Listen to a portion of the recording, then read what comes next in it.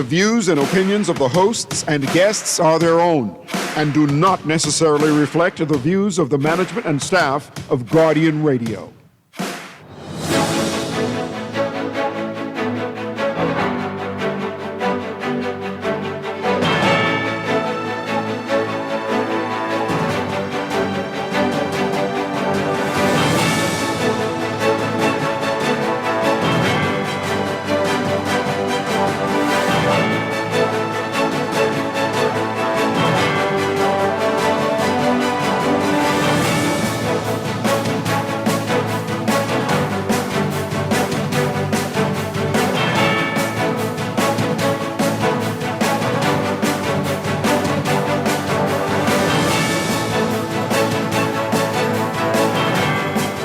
Morning, $86 million price tag for a new glass window bridge.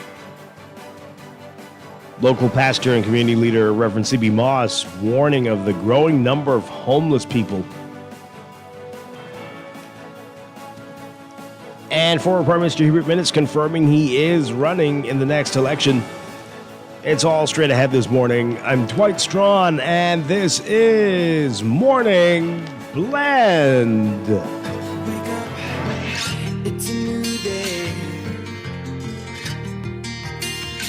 Wake up, it's a new day.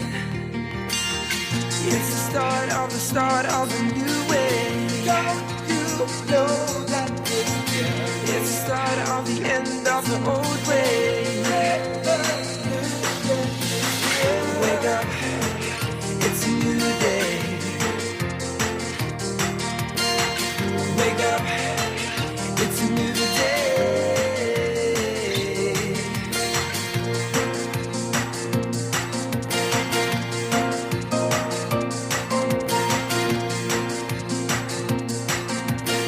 Good morning again, Bahamas. It is Thursday, June 12th, 2025. This is Morning Blend on Guardian Radio 96.9. Again, I'm Dwight Strachan. In a moment, DeQuesta Dean will be here filling in for Laverne Gardner today. Also this morning, we are getting a preview of the clash of the law enforcement pop bands. A big event this weekend. And later in business, it's our monthly series on disability awareness. Today we are talking about Disability Empowerment and Awareness Month, which is this month. A lot to talk about with our special guest this morning. That's all ahead, but first it's time for the Overnight, the latest breaking news from while we're sleeping, and the top national and international headlines this morning.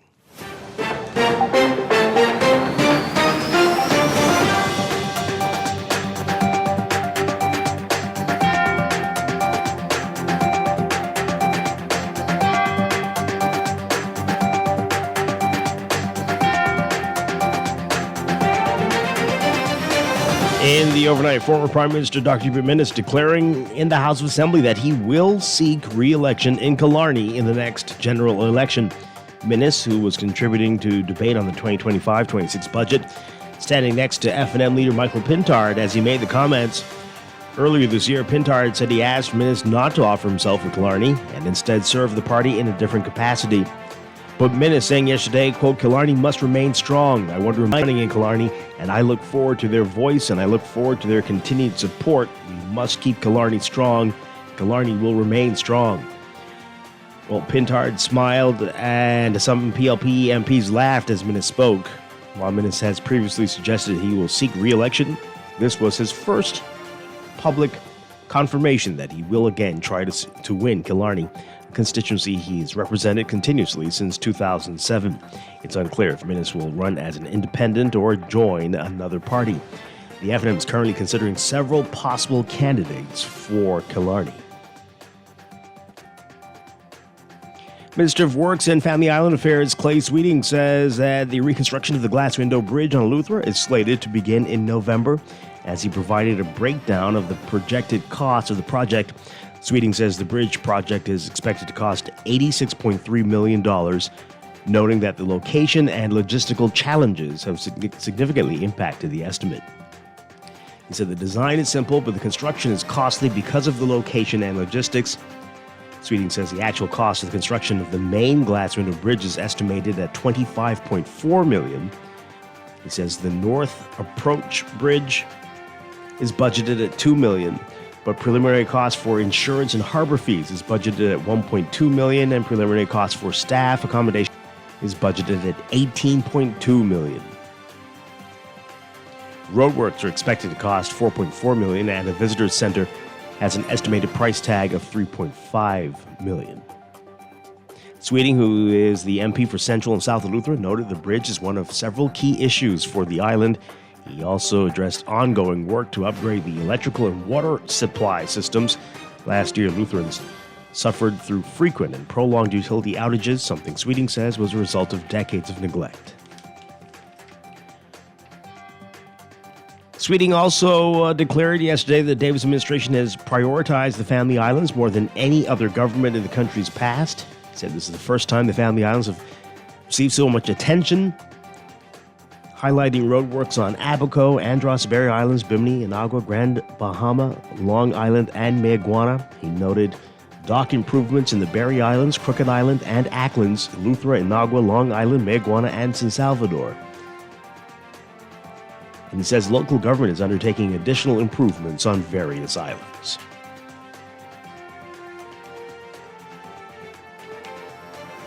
Investigations continue into a deadly shooting on Harbor Island. A double shooting there on Tuesday night left one young man dead and another injured. The incident sending shockwaves through the tight-knit community, prompting calls for more police officers to be stationed there. Police say the shooting took place shortly before midnight on Munning Street. Officers were told that two men were riding a golf cart when a man in dark clothing approached and shot the clinic. One died and the other was airlifted to New Providence. The Nassau Guardian reporting that the deceased is 25-year-old Cameron Bannister. Former North Eleuthera MP Ricky Mackey, a resident of Harbor Island, says he knows the parents of both of the victims and said that he saw Bannister on his way home Tuesday, only to be awakened to the news that he was killed. In the House of Assembly yesterday, F&M leader Michael Pintard, who was not scheduled to speak in the morning session, asked Deputy Speaker Sylvanus Petty for 2 minutes to offer condolences to the victims of Tuesday's shooting. He urged the government to create more opportunities for young people so they are not swayed by a life of crime. Pintard also called for increased police presence on the island. National Security Minister Wayne Monroe suggested Pintard was trying to capitalize on the murder, saying that it was an unfortunate incident. Back in May, a woman was taken to the hospital after she was shot while sitting outside her home on Alice Street on the island. Several shootings also occurred on Harbor Island last year. Local pastor and community leader Reverend C.B. Moss is calling on the government to address homelessness and the growing need for social assistance at its root as concerns surrounding shelter shortages in the country rise. Moss, who leads the church Mount Olive Baptist, said the climbing number of homeless residents in the country can be attributed to many long-standing issues, including the rising cost of living and a decrease in community support. Prosecutors closing their case against 3 men accused of the murder of a 10th grade honor roll student back in 2016. Dwayne Harris Jr., Antonio Brown, and Jason Petithomme are on trial for murder and causing damage. Prosecutors allege that on March 11, 2016, the men hurled rocks at a bus, breaking windows and fatally hitting Ms. Ilana Beauchamp in the head. According to the pathologist, Beauchamp had a fractured skull caused by blunt force trauma to the head. In their police interviews, the men admitted that they were in the area of Carmichael and Lazaretto Roads, the alleged crime scene. The bus driver identified Petithomme and Brown as 2 of the rock throwers. When questioned by the police, Harris admitted to having rocks in his hand, but claimed he didn't throw them. Deputy Director of Public Prosecutions Yugal Barnaby and Vashti Bridgewater are the prosecutors. Prosecution has filed an appeal against a magistrate's decision to acquit the son of F&M Senator Darren Henfield of firearm and ammunition charges. Magistrate Lennox Colby on May 30th rejected the prosecution's case against Strachan Henfield. He was a constable on the police force when officers allegedly removed a loaded pistol from his waist on March 12, 2024. It's alleged that the pistol was not issued by the police force. The incident happened at the Tight Pocket Bar on Cowpen Road in New Providence. Henfield was fired before he made his first court appearance At the trial, the defense produced surveillance footage that appeared to contradict the witness's account of Henfield's arrest. According to a notice of appeal, the magistrate took extraneous matters into consideration. A material irregularity or illegality occurred during the proceedings, and the magistrate's decision was based on the wrong legal principle. If the appeal succeeds, Henfield could face a second trial. Overseas tragedy today, an Air India passenger plane bound for London with more than 240 people on board crashed in India's northwestern city of Ahmedabad. Visuals on local television channels showing smoke billowing from the crash site in what appeared to be a populated area near the airport of more than 5 million people. Firefighters doused the smoking wreckage of the plane, which could be seen fully loaded with fuel shortly after takeoff, and an adjacent multi-story building with water. Charred bodies lay on the ground. British Prime Minister Keir Starmer saying in a statement that the scenes emerging of a London-bound plane carrying many British nationals crashing into the Indian city were devastating. The airline said the Gatwick airport-bound flight was carrying 242 passengers and crew. Of those, Air India said there were 169 Indians, 53 Britons, 7 Portuguese, and 1 Canadian. That number is being adjusted. But the Director General of the Directorate of Civil Aviation in India telling the Associated Press that Air India flight crashed into a residential area 5 minutes after taking off at 1:38 p.m. local time. He said 244 people were on board, and it was not immediately possible to reconcile the discrepancy with Air India's numbers.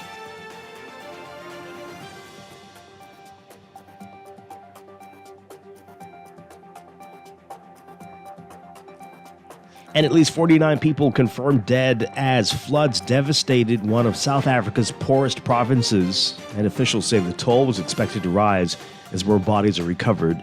The floods hit the largely rural Eastern Cape province of the southeast of the country early Tuesday, after an especially strong weather front brought heavy rains, gale-force winds, and also snow in some parts.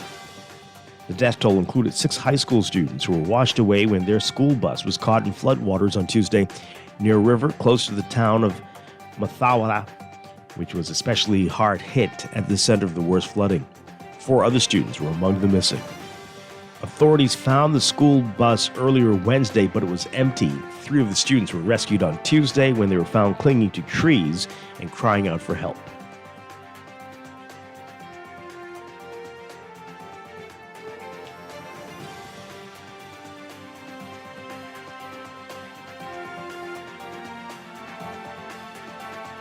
And gang violence has displaced a record 1.3 million people across Haiti as the local government and international community struggle to contain the spiraling crisis. That's according to a new report released Wednesday. The UN International Organization for Migration warning of a 24% increase in displaced people since December, with gunmen now 10% of Haiti's nearly 12 million inhabitants from their home. Much of the gang violence remains centered in Port-au-Prince, where more than 230,000 people alone have been left homeless as gunmen continue to lay siege in 2 of the largest regions north of the capital. The number of makeshift shelters has also skyrocketed by more than 70%, from 142 to 246, with much of the increase reported in Haiti's once peaceful central region. The UN body noting that for the first time, regions outside Port-au-Prince have more shelters than the capital, given the ongoing violence in a number of towns. Overall, more than 80% of those displaced are staying with friends or family, although in Port-au-Prince, the majority of those displaced are staying in crowded and unsanitary makeshift shelters that include abandoned government buildings. Hours after that report was released, officials with the UN and the IDB, the Inter-American Development Bank, and Haiti's government and civil society gathered behind closed doors to talk about the situation. President Bob Rae saying that the crisis was only getting worse. He and other officials said it's not enough to only tackle Haiti's security crisis. Gangs under control at least 85% of Port-au-Prince are recruiting a growing number of children in the deeply impoverished country. Rae stressed that the international community is looking beyond the UN Security Council for help, saying that more bilateral talks are needed with the U.S., the UK, and other countries in Africa, Europe, and the Caribbean. He also said talks are ongoing with the Organization of American States, which has been prodded to help.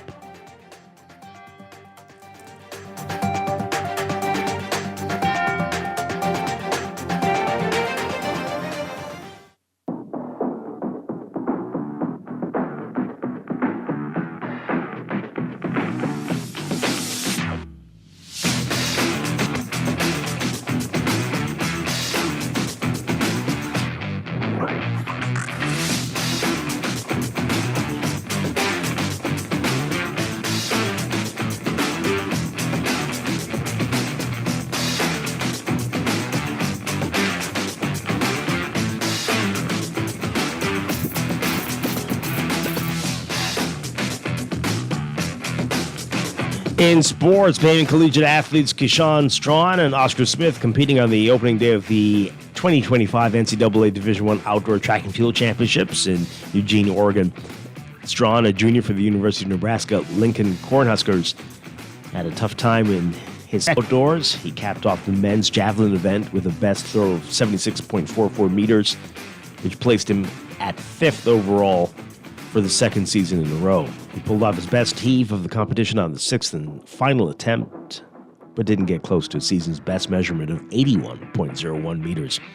Baham's men's javelin national record holder also clinched first-team All-American honors for the second year in a row.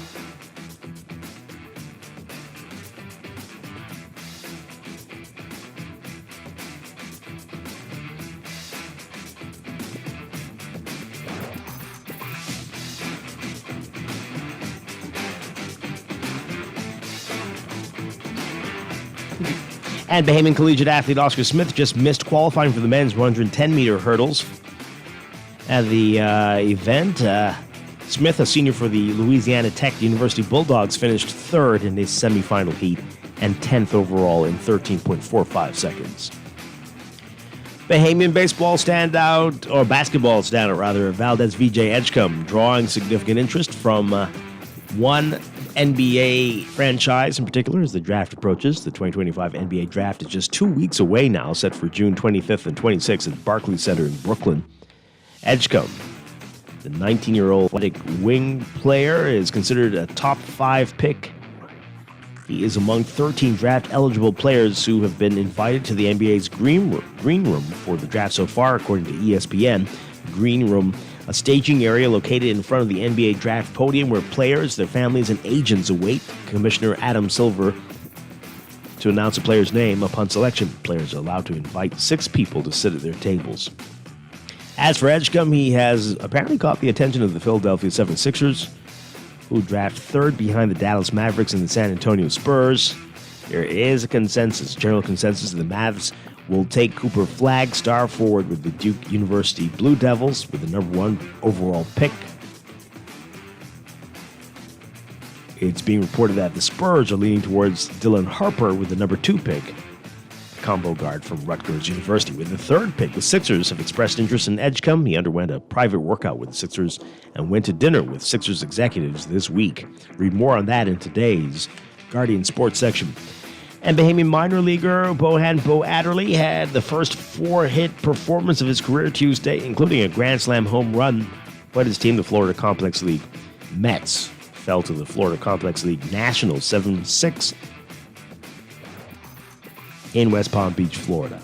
Adderley now playing out of Port St. Lucie after starting his career with the Dominican Summer League Mets in Boca Chica, Puerto Rico. Having an up-and-down season. You can read about it, though, in today's Guardian Sports section. Back to basketball and the NBA. Game 3 of the NBA Finals, the Indiana Pacers rally in the 4th to beat the Oklahoma City Thunder 116-1 in the NBA Finals.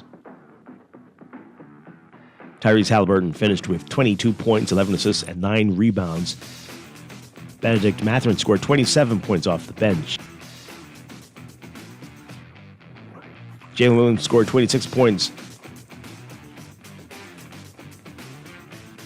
for the Thunder, along with Shea Gilgeous-Alexander adding 24. Chet Holmgren, 20 for the Thunder, who led by 5 going into the fourth, but still lost that game. Game 4, back in Indiana on Friday night.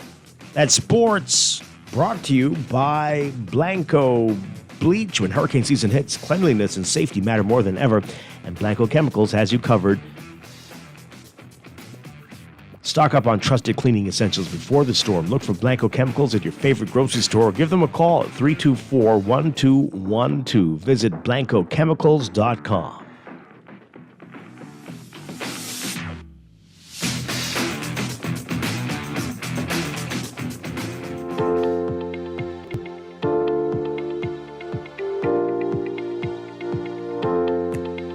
Your first look at weather brought to you by the Kids with Diabetes Summer Camp.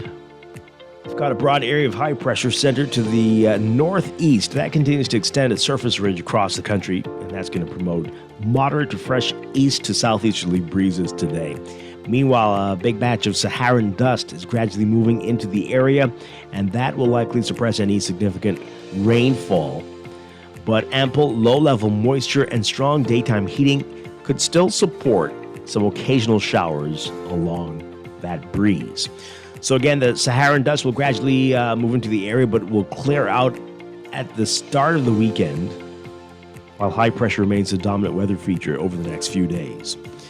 For beachgoers and swimmers, be alert. There's a high risk of moderate to high risk of rip currents, especially along east and south coast beaches.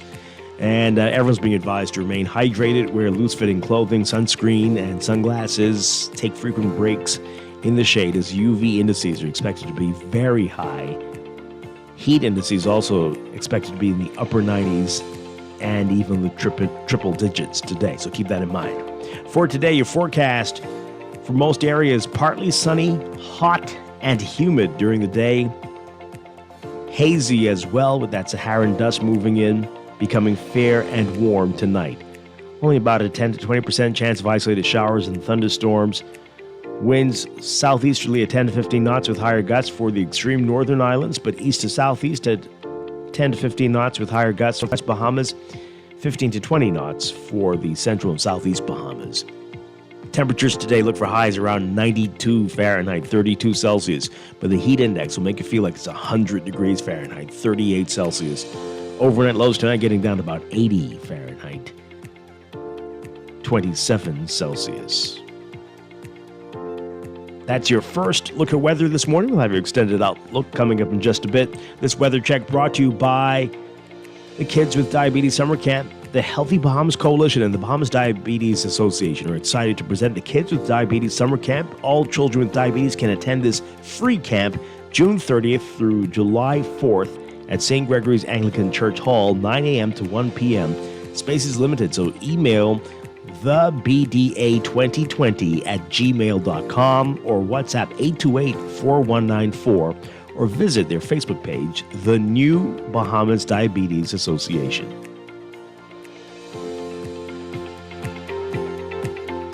Wake up, it's a new day. It is time for a break, but when we come back, we're discussing the day's top stories right here on Morning Blend on Guardian Radio 96.9, your home for fresh news and smart talk all day. It's the start of the end of the old way. Wake up, it's a new day. Wake up, it's a new day. It's official. The BYD Showroom Marathon, and it's like a portal into the future. Sleek rides, cutting-edge tech, all from the world's #1 electric car brand. Slide through for a free coffee at the Dream Bar and let the Easy Car Sales team show you why everyone's falling in love with electric. Rain or shine, it's cool, comfortable, and convenient. Open 10 to 6 daily through the food court entrance at the mall. Your electric journey starts now. With RBC, your idea of loving every journey happens now. Free up cash with affordable financing from RBC. With competitive rates and no bank fees, it's the perfect time to make every journey something special. Apply now to pre-qualify in 60 seconds at rbc.com/autoloan to shop with confidence. Conditions apply. RBC, your idea of loving your journey happens here. Now let me see now. 326 EPIC. Hello? This Epic battery. This Miss Beulah from round the corner. I hear you're selling tires now on Wolf Road too. Praise the Lord. It's about time. I live Fox Hill and They open Monday to Friday, 7 a.m. to 7 p.m. On Sunday and holiday, 8 a.m. to 4 p.m. My brother Sam, he's a hacker and he could go right there and get fixed up. Call us at 326 EPIC. We ship also to the Family Island. Hurricane season is here. BPL reminds you to prepare early, stock up on essentials like water, non-perishable food, batteries, and medications for at least 2 weeks. Don't forget to charge your devices and secure important documents. Preparation now means peace of mind later. For more tips, visit www.bplco.com. Calling all beer lovers. Get ready for Portside Pints. Join us on Saturday, June the 21st from 1 p.m. to 9 p.m. at Nassau Cruise Port to sample beers from all around the world with live music and amazing Bahamian food. $10 general admission includes a free Portside Pints beer mug, or take it up a notch and check out our exclusive VIP lounge. That's the Portside Pints Beer Festival, June 21st at Nassau Cruise Port. Don't miss it. Visit Facebook or Instagram for details. For fast, reliable, and impactful printing services, look no further. Let Printmasters bring your Mac. We stand by our quality products that is second to none. Our affordable pricing and friendly, efficient staff makes Printmasters the ultimate choice for all your printing needs. We can deliver any type of printing services, from banners to booklets to business cards. You name it, we can print it. Let Printmasters bring your masterpiece to life. Located in the Nassau Guardian Building, telephone 302-2361. At Cleveland Clinic, care is everything. So when your primary purpose is to care for the world, you'd start with your community until you're accessible anywhere. You make complexities your specialties and put compassion before anything else, all to redefine what's possible. For everyone, everywhere. For every care in the world. Cleveland Clinic. It's time to upgrade the way you enjoy at-home entertainment. Alive Fiber is here. Enjoy all your favorite channels and streaming apps, all at lightning-fast internet speeds with affordable bundles, and it's only a click away. Visit www.alivefiber.com to sign up now. Stay connected, live your life. It's good to be alive.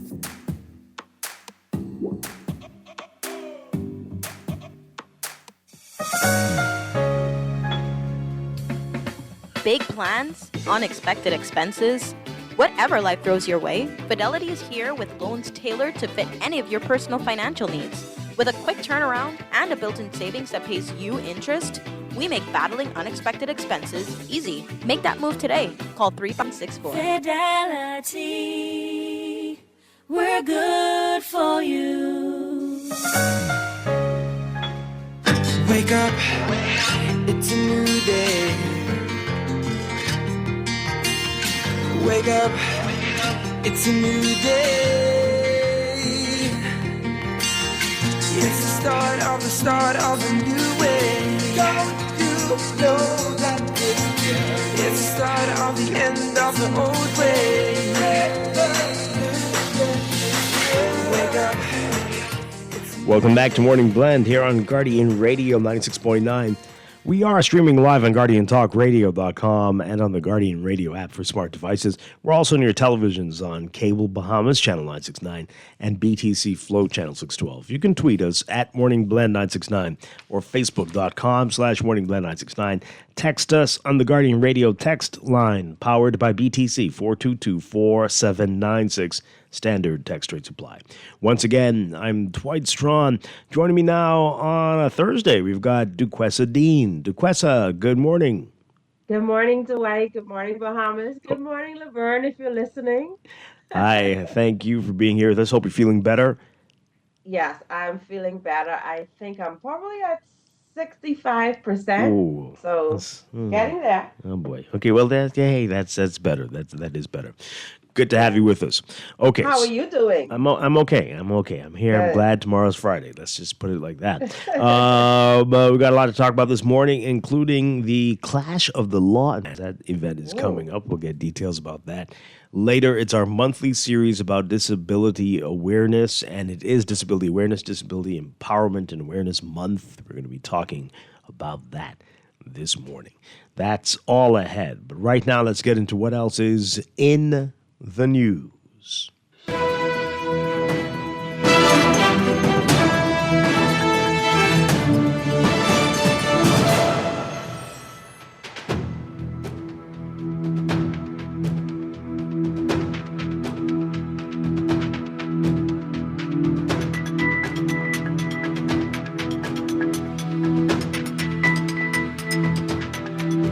And in the news, quite a bit to get into.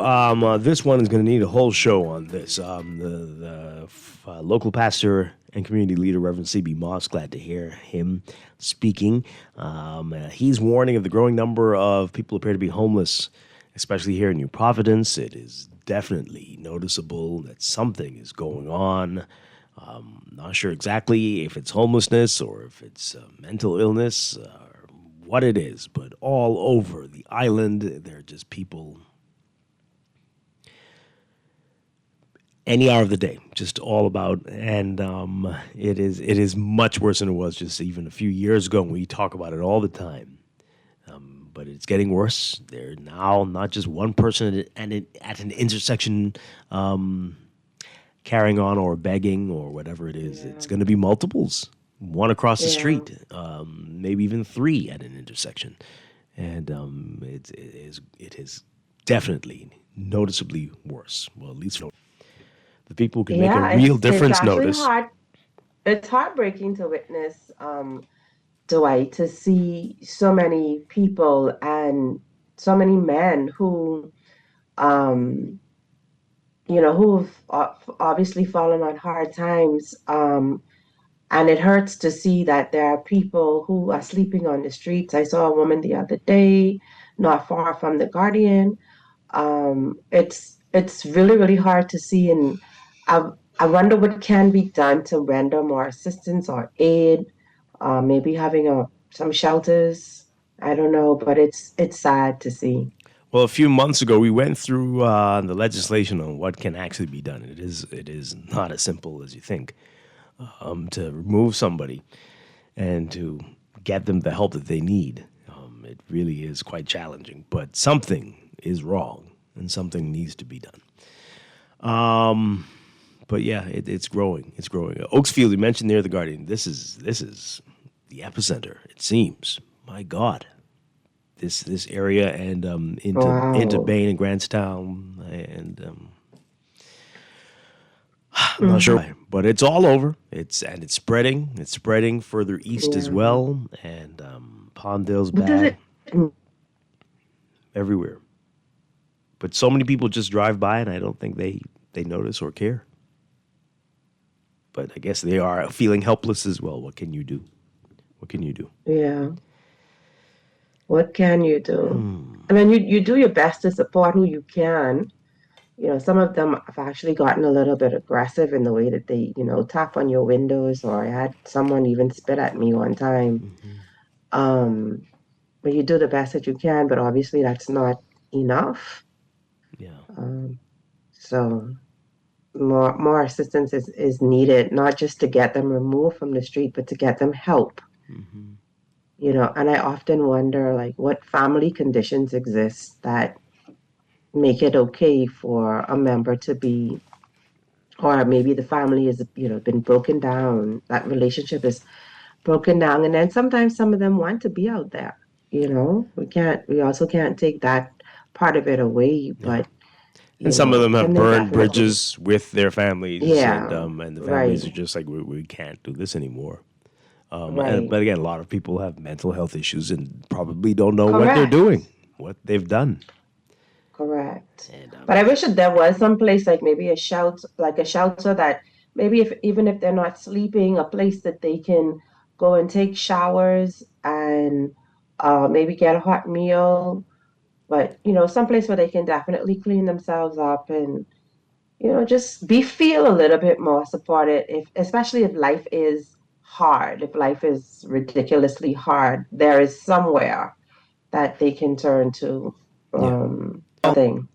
Again, we've got a whole lot of different types of people. Some of them seem to, and Reverend Moss is talking about that in this article. You got to pick up today's National Guardian to read more about it. Some people are aware and do know, but a lot of these folks don't seem to be aware that they need to do something. And so we're dealing with a whole lot of different issues. And if you are going through a mental health crisis, taking a shower might not be a top priority at all.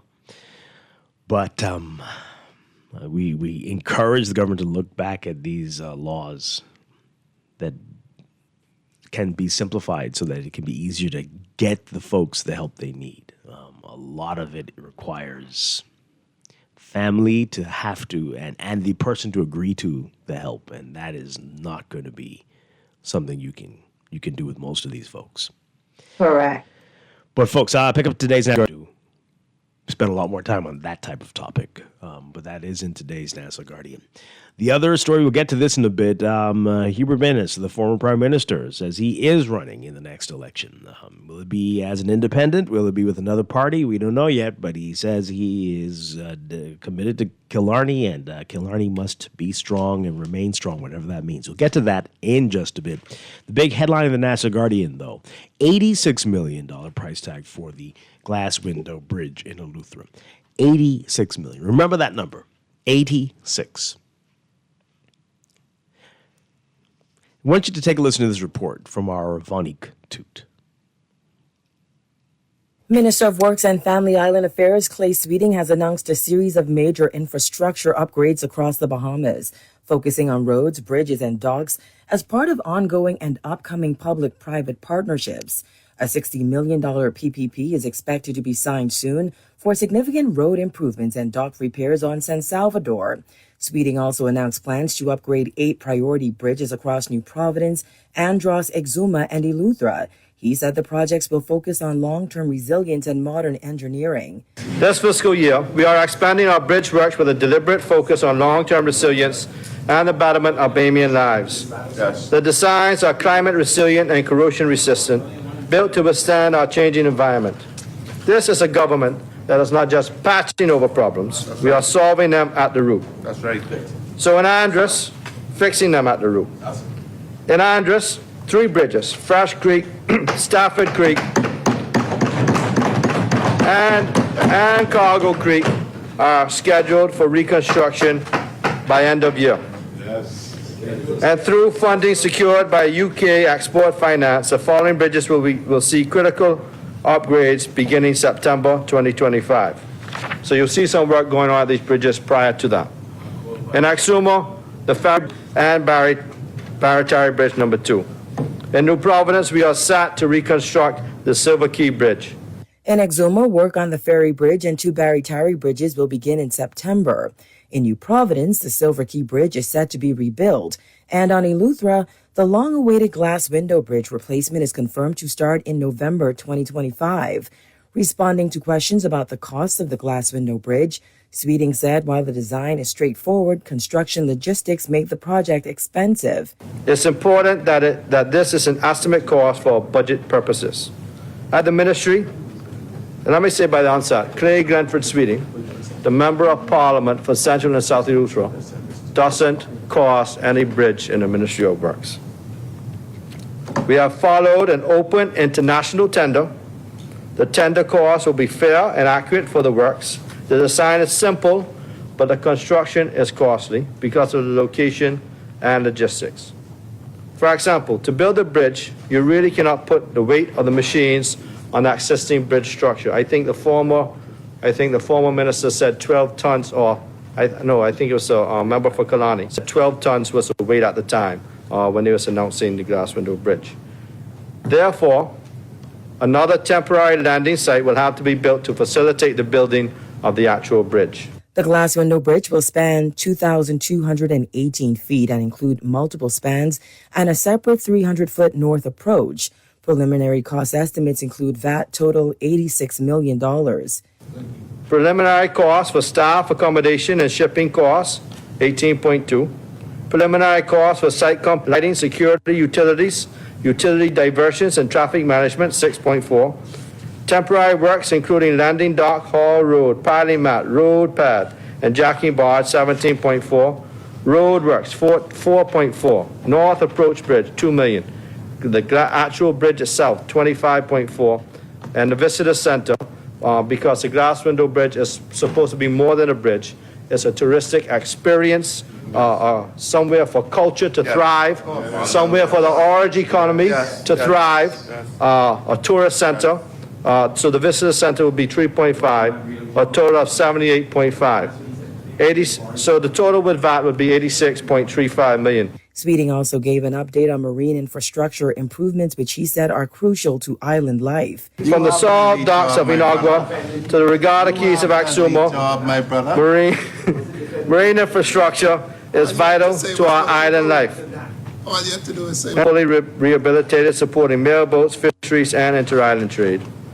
Topham Bay is getting a full-service fisherman's docking facility.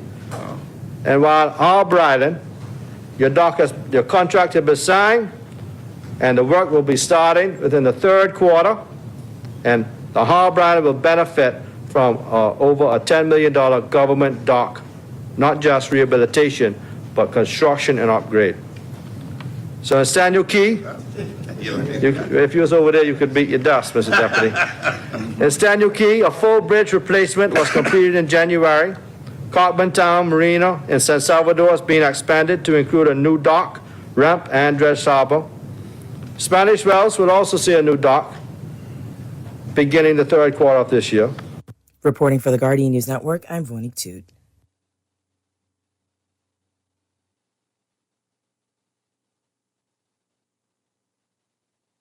Okay, so that's a lot. That's a lot there. You heard that. Still charging the VAT. That's interesting. They can't take off the VAT.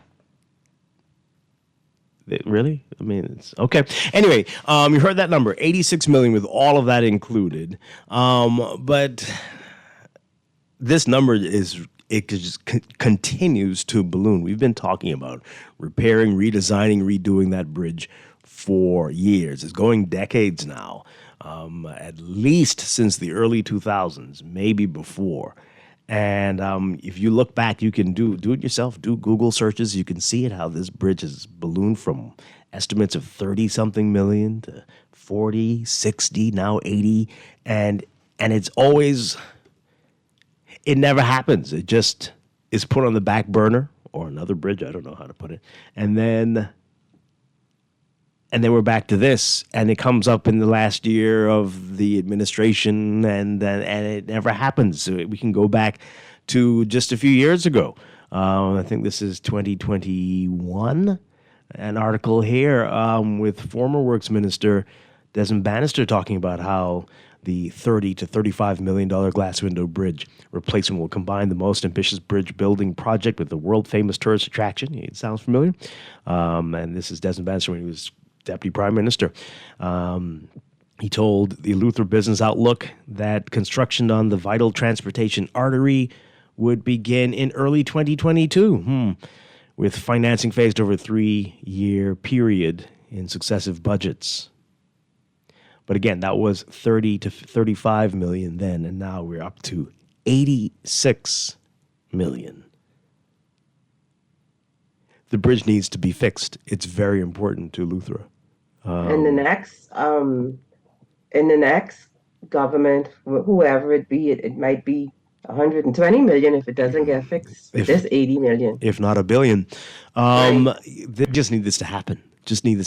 And the time that it's taking, this is getting more complicated and more expensive. what is really going on? What's really going on? And there are all kinds of people, engineers and architects who, every time they hear these numbers, they say this is overinflated. This is too high. God knows what they'll say now. But can we fix the bridge? Can we do the new bridge? Can we just make it happen? For the love of God.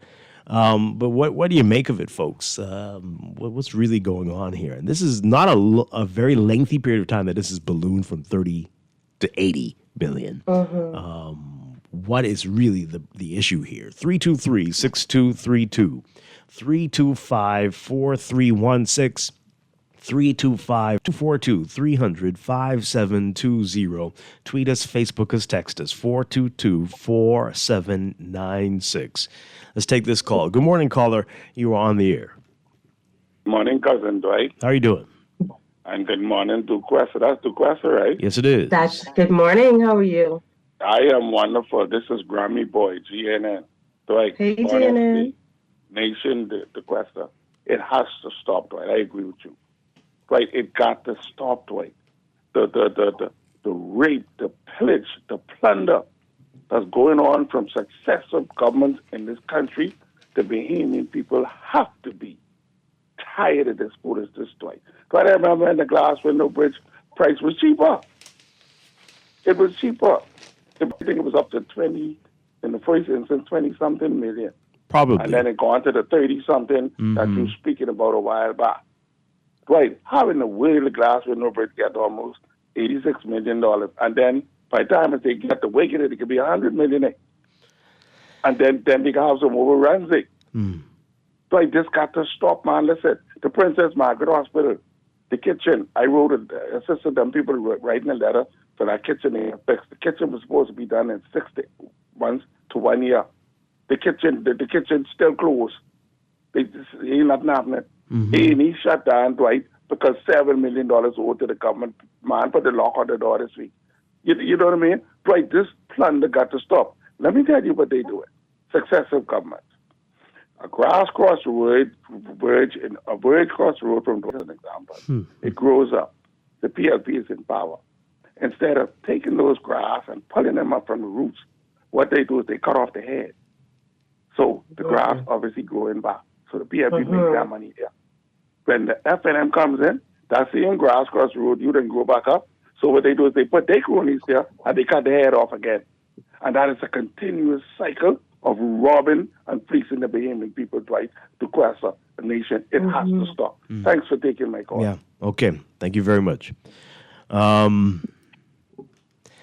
do I. I just want the bridge fixed. Come on. Come on. I want to know. I want to know what the design is. Like, are they building an observatory on the two sides so that you could stand and see the ocean on one side, the two different oceans are coming together to merge and meet? Like, what is this design about that makes it so costly? Now, we know they have a lot of challenges with the bridges. It comes over, traffic can't flow. So this is a real issue that needs to be fixed.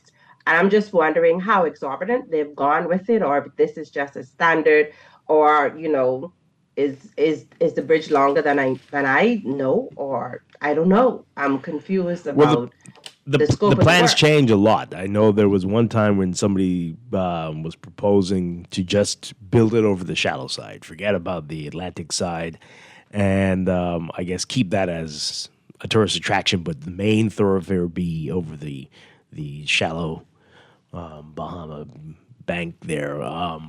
I don't know if that is still the plan, but as this breakdown is in the paper today, I mean, it's a lot of different things. The North Approach, again, is only $2 million, and the insurance and harbor fees, $1.2 million.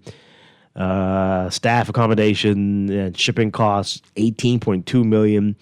The site compound equipment, lighting, security, traffic management estimated at $6.4 million. Temporary works including landing, dock, haul, road, piling mat, road pad, jacking barge, $17.4 million. The road works, none of that was road works. Wow. Road works at $4.4 million. The visitor center, $3.5 million. And so that is 78.5 million, and then VAT. Like, seriously, this is again. Why are you putting VAT on this? What is your building? 86.3. Wow. That'll bring it up to 86.3. Okay, but anyway, so there's a lot of different things. But yeah, it would be great to see the design. It would be very nice. But this changes every 5 years. Let's take this call. Good morning. You're on the air. Hi. Good morning. Morning. Eddie Cresser, it sounded like you had the cold or the flu. I almost took you for a Leo Cresser. And then I realized it's the Cresser. But hey, Mr. Strawn, I like how you pointed out, you automatically pointed out why is the VAD in it, right? Right? I like that observation, but my observation is, I mean, the cost, right? But it doesn't really matter. What matters for me, with this thing between my ears, let's call a brain, right, is that we could have had an independent, like, just more than one estimate then. Just like if you go to get a car done, right? You have somebody coming who don't know them, and then there's an oversight, and this is a review, and this is what it costs, and then if there's a congruence, then we wouldn't have a problem with that. And, I mean... You could use the estimates from the other administrations who also thought about fixing the bridge. Put them all on the table and compare and see. But Dwight, we don't have the freedom of the information. Until then, it's the gospel according to the minister and the ruling party. I'd like to thank my schoolmate GNN, Grammy Boy, right? Chief Goatskin, Stinking Goatskin, right? For those disclosures about the hospital now, some whistleblowers in the hospital, I've been getting some information. I've heard that information, but I didn't disclose it directly. They thought I would hope that the contractor would have called, but of course he would be ostracized, and then there's a disturbing stories coming out of that same area with the kitchen where it said that there was a bunch of rodents found around this ice cooler, and I was told that there was so much of the babies that the mothers even tried to attack the people who was killing them. So I don't know what's going on around there, but I mean, I was to the hospital before for over a month, so I always looked at the north section. And so I don't believe in being lazy. Even if I was injured, after surgery, I would walk around just to avoid blood clots. So I would stand in the southern section, and I would see how just decrepit it looks for you trying to recover. So, I mean, it's really, they don't care about us, Mr. Strawn. It's pretty much simple. The bombing on the desk, and the place still is in a mess. It's really ridiculous for somebody like me. But I just wanted I wanted to send a thanks out to Pearly cousin, the Jones lady. Palm and Cool was on the other morning with you, right, Dwight? I think it was on with you, right? Yes. Mm-hmm. Yeah, Palm, the question, don't get mad. The Palm, I used to, Palm voice could put me to sleep. But Palm made disclosures and opened up my eyes as to how just intuitively I knew this, just through science, because I was on the radio talking about absolute risk reduction and relative risk reduction as it relates to how they could manipulate the math to deceive you. So Palm showed you one budget cycle and how they could do this and that as far as the juxtaposing the government revenue with the normal GDP growth or whatever. But I listened to it. I will listen to it again. So before I call a line, because I like the exposure of this. So what I'm saying is, when I listen to Palm and Lang and all these other, and Carbon Bow, right? I just before they even wrote this, I knew this, but I like how they explain it to the Beeman people. So the same way they are on the air doing this for the Beeman people also need to be likewise informed about science and things that they're putting into their bodies, and we need to be informed. We home for this. You saw the amount of calls that John Roll and Chicago had the other day when he was on about the banks and the system. We are being duped. It's like an economic apartheid here, whereby the poor man is kept out of. Right, just give me a break, man. Okay, thanks a lot.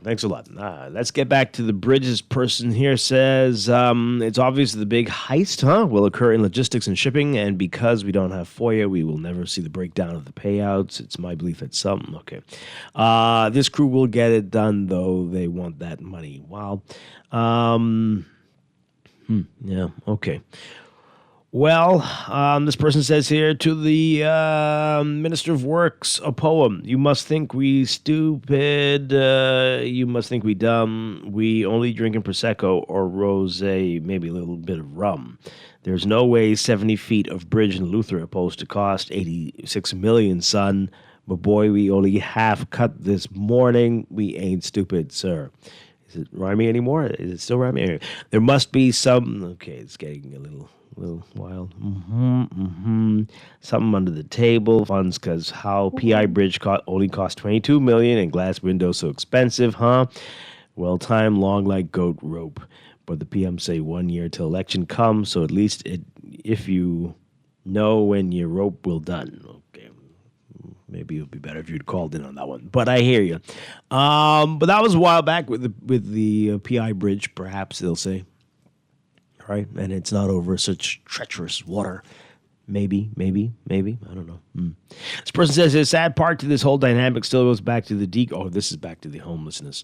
Goes back to the decrease of social assistance and programs for the 2024-25 budget. Well, who thought that was a good idea? Well, this homeless issue and whatever we're seeing on the streets goes back much longer than that. It's not a recent development. It appears that we're seeing more people of late. But we've been seeing increases for a very long time. Very, very, very long time. And, This person says here, dope and alcohol access, especially bars, and more bars. That's the problem. And we need Jesus. Okay. Well, again, it's mental health issues, and plenty of people with mental health issues will believe that a substance is going to help them deal with the things that are going on in their head, right? Yeah. Yeah, I think too that after COVID, I saw that after COVID there was an even, and not just COVID itself, but all of the shutdowns and job losses and all of that sort of stuff. That also had an impact on a lot of people. Some people are still recovering from that, and that's when coming out of that was when I started to notice an increase. So I think that played a bit of a role as well. Mm-hmm. Yeah, perhaps. Let's take this call. Good morning, caller. You're on the air. Dwight. Hi. Yeah, sorry. Grammy Boy want to add something. Thanks, 52. 52 remind me, jog my memory. If my memory serves me correct, like the PLP has been in power for just about 3.5, almost 4 years, right? Yes. Good. When Dr. Menace was in power, I heard the contribution in the House towards the bridges. And they saying they can do Fresh Creek Bridge. I remember specifically a fella went down to Andres for the opening of, I think it was 2 bridges under that Menace administration, the Fresh Creek Bridge. So where in the hell the PLP can go refurbish those same bridge was just 2 couple of years ago? I remember specifically he left to go to the opening of those bridges. Like, this foolishness has to stop. Like, somebody need to go to jail. Well, we need to check it out and see, make sure it's the same bridge. I don't know, but I hear you. Yeah. All right, thanks a lot. This person says here, I understand a bit about technology. When I hear software contracts for $5, $10, $30 million, you mean contracts, eh? $30 million, I scratch my head. The average citizen likely wouldn't bat an eye because technology is expensive, right? Well, it ain't that expensive. Most of these systems are in the purchase, and that it would be a lot. There's then a separate annual maintenance cost, which should not exceed the purchase price. I'm now wondering what someone who knows about bridge construction would say about this bridge. By the way, who is the contractor on the seawall at Go Slow Bend in New Providence, and how much are they being paid for a 10-foot of seawall that can't be finished? Yeah, that's taking a long time out there, isn't it? Wow. Back to the homelessness issue. This person says that we know exactly what this is. In Nassau, we were hearing the stories about Freeport for years and could not fathom a situation with hundreds of homeless people. It is, you're talking about the Dorian? It is economics. It is lack of growth. It is lost hope. It is our resurfacing drug problem. It is bloated, dubious government contracts redirecting resources of the state away from areas where monies are needed into the pockets of the wealthy. It's probably all and everything. Correct. But we are ignoring the mental health problems. A lot of these people were showing signs from they were children or teenagers that something wasn't quite right. And it was ignored. People were told to snap out of it, or he'll grow out of it. He'll whatever. He'll grow up eventually. And instead, he turned to more drugs and alcohol. And now this. And worse now than ever before. In most cases. Sometimes it's something else. But it's multifaceted, without a doubt. Without a doubt.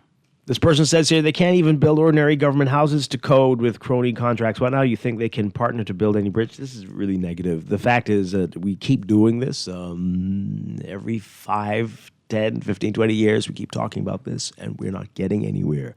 It is insane. It is insane. Get this started. The bridge is dangerous. It's scary. It's scary on a good day. They're always warning people.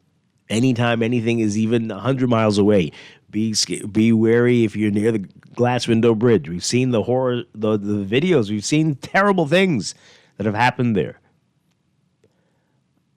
How many needed to be fixed? It didn't have to get to this point, 86 million, if it had been done back when it was 30 million, unless we're trying to say that was not a good plan back then. I don't know. This person says here, the minister explained in detail the work that will be carried on the bridge, yet your co-host is confused. Because we're confused because this went up in 5 years from 35 million to 86 million. That's why. It's confusing. That's why. You're not confused? You're fine with that? 2021, the estimate is 35 million? And now it's 86? Okay. Yeah, I think it went up because they added the observatory. No. A welcome center or something Nope, like that. that was in that one. I'm just trying to act like I understand. It's in the last one. Something? That was there. It was there. It was in the last one too? Ridiculous. A world famous tourist attraction. I'm even more confused, Texter. Yeah. The government is aiming to create a world famous tourist destination at the site. Besides allowing visitors to see and contrast the normally rougher Atlantic sides with the it says Caribbean side, but it's not the Caribbean Sea. A focal point for entrepreneurs to sell their wares. Yeah, that was part of it too. Maybe it's more elaborate now, but that was part of it too.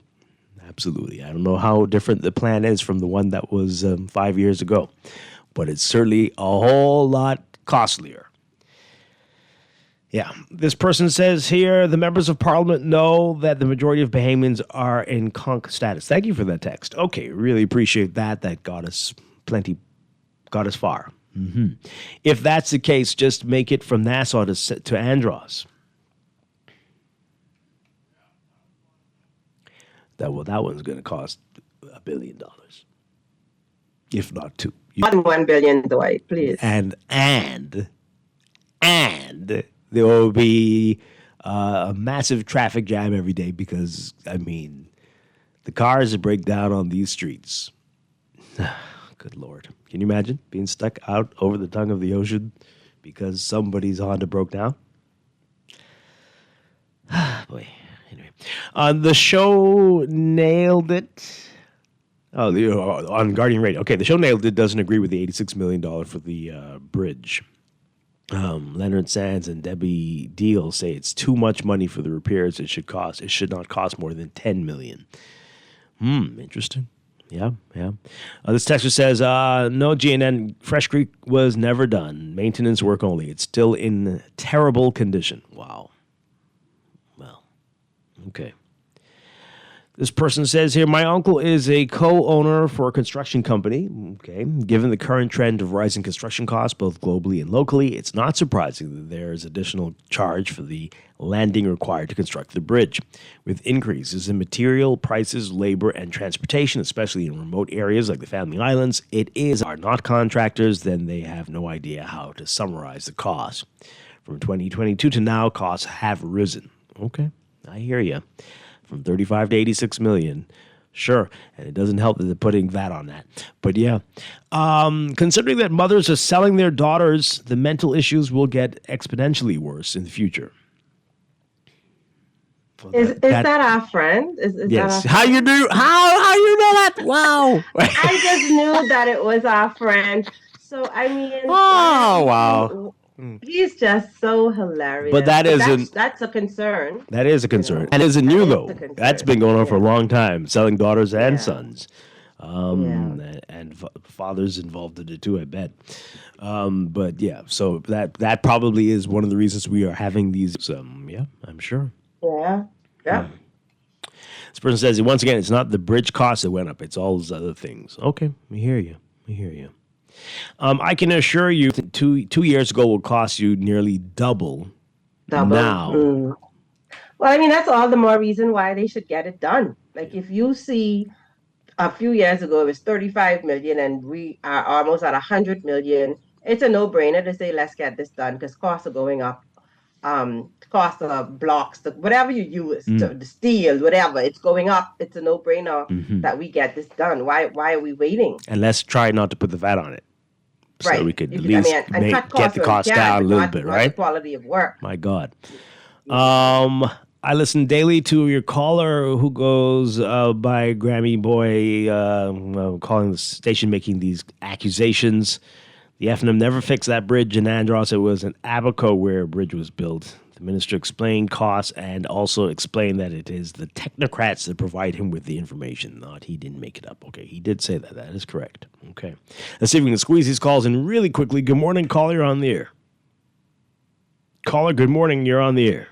Hello, Mr. Strachan. Sorry for calling. You got to make it really quick. Got a lot of calls coming in. Listen, Mr. Strachan. Remember the other day the lady called and you told her, she said, we don't need the freedom of the information, right?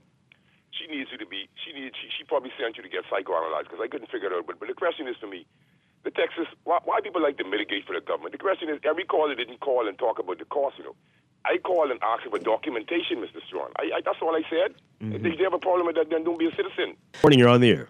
Hey, good morning. Hi. Hi, we can hear you. The bridge what they are building in Eleuthera, right? Mm-hmm. You can hear me? Yeah, we can. Really quickly.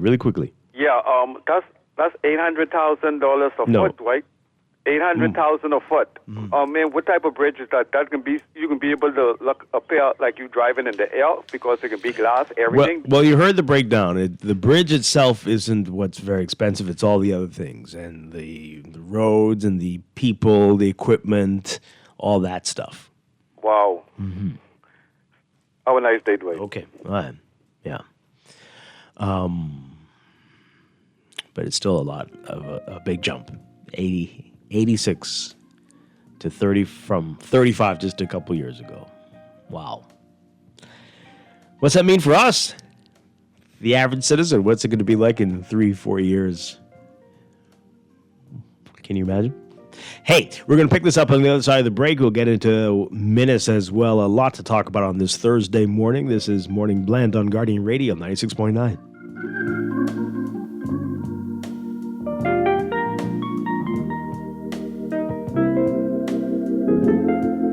This is Guardian Radio 96.9 FM, streaming on GuardianTalkRadio.com and the Guardian Radio app, Nassau, Bahamas.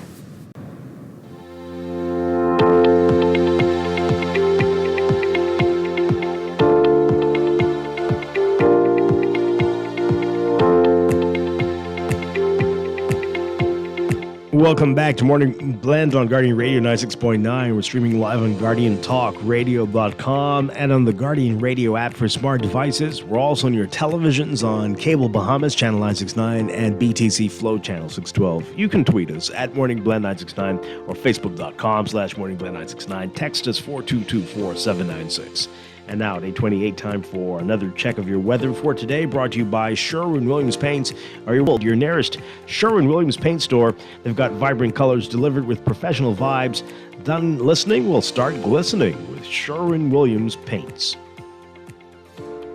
So here's what's happening. We've got a broad area of high pressure centered just to the northeast of the area. That's extending a surface ridge across the country, and that's bringing moderate to fresh east to southeasterly breezes. Meanwhile, a big batch of Saharan dust is gradually moving into the area. That's going to suppress any significant rainfall activity, but ample low-level moisture and strong daytime heating could still support some occasional showers along the breeze over the next couple of days. That Saharan dust is going to gradually clear out, though, by the start of the weekend, while high pressure will remain the dominant weather feature across the area. For beachgoers and swimmers, are still dealing with rip currents, moderate risk of rip currents along east and south coast beaches. And we are definitely still dealing with the heat indices and UV indices in the very high range. So keep that in mind today. Your forecast for today, partly sunny, hot, humid, hazy, becoming mostly fair and warm at night across all areas. We've got about a 10 to 20% chance of isolated showers or thunderstorms. High temperatures around 92 Fahrenheit, but that heat index will make it feel like it's 100 Fahrenheit, 38 Celsius. Overnight lows tonight getting down to about 80 Fahrenheit, 27 Celsius. In your extended outlook for tomorrow, Friday the 13th, look for partly sunny, hazy conditions during the day, becoming fair at night. A 20% chance of showers and isolated thunderstorms. Pretty much the same for Saturday and into Sunday, Father's Day. By Monday, not much change. Partly sunny, hazy during the day, fair at night, sunny during the day, becoming fair at night. The tropics are quiet, tropical cyclone formation not expected over the next 7 days. That's your morning blend weather check. Weather check also brought to you by Easy Car Sales. Shop for your BYD at the Mall at Marathon. It's cool, comfortable, and convenient.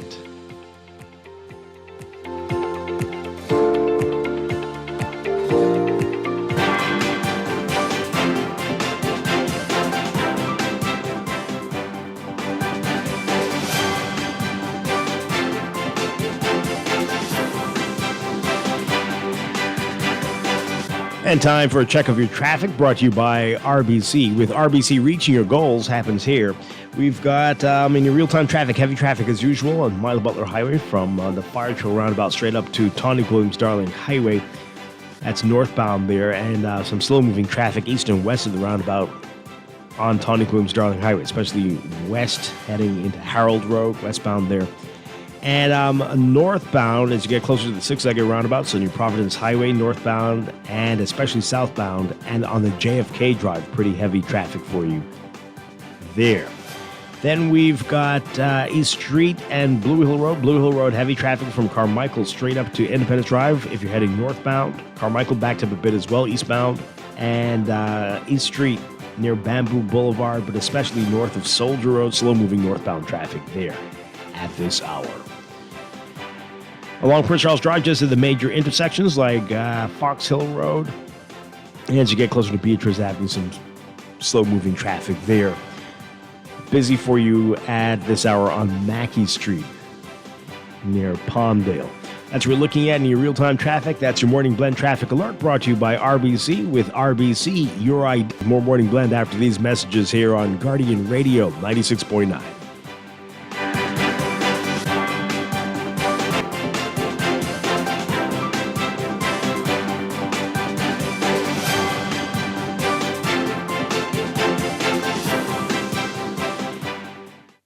Planning for retirement can be overwhelming, but with CFAL, it doesn't have to be. We offer tailor-made individual, group, and pension solutions that take the guesswork out of retirement planning.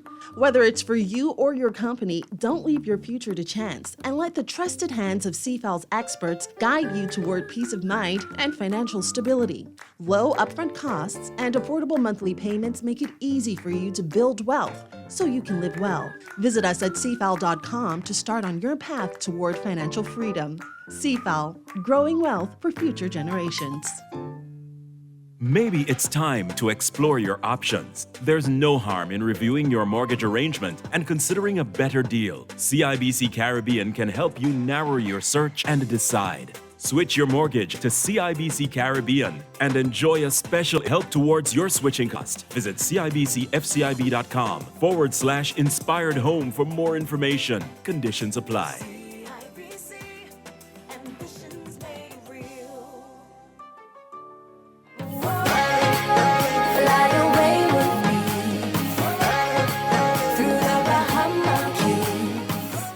Tired of the hustle and bustle of Nassau?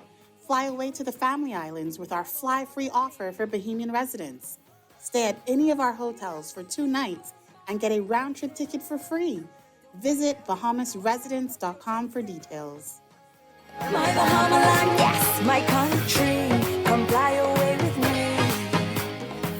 What makes a hero? Someone who makes a difference in their community. Someone who has performed an extraordinary act of bravery or kindness. Someone who touches lives without recognition. Does this sound like someone you know? Through the CIBC Caribbean Unsung Heroes program, you can nominate your unsung hero for recognition. Nominations should be in one of two categories: outstanding work in the community and act of heroism. Send nominations to Unsung Heroes at CIBCFCIB.com on or before July 31st, 2025.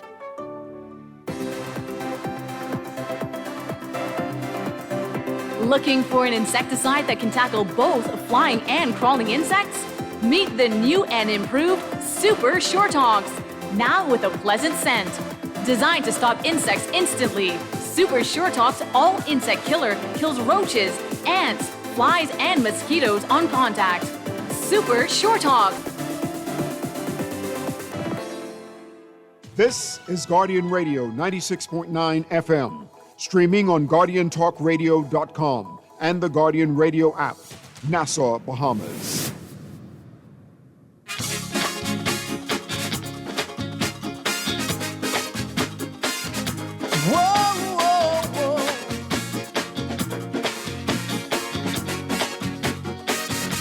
Listen here, let me tell you a story. Happened long ago, doing what we got in time down in Abaco. I met this young lady, as fine as can be.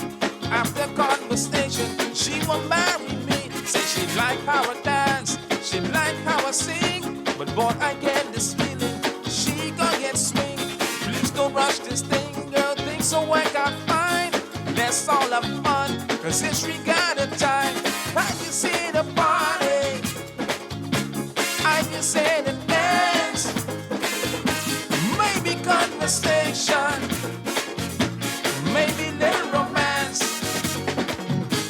I just see the party, I just say the dance.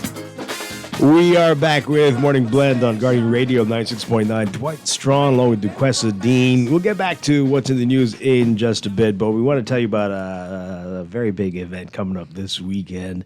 It's the clash of the law enforcement pop bands.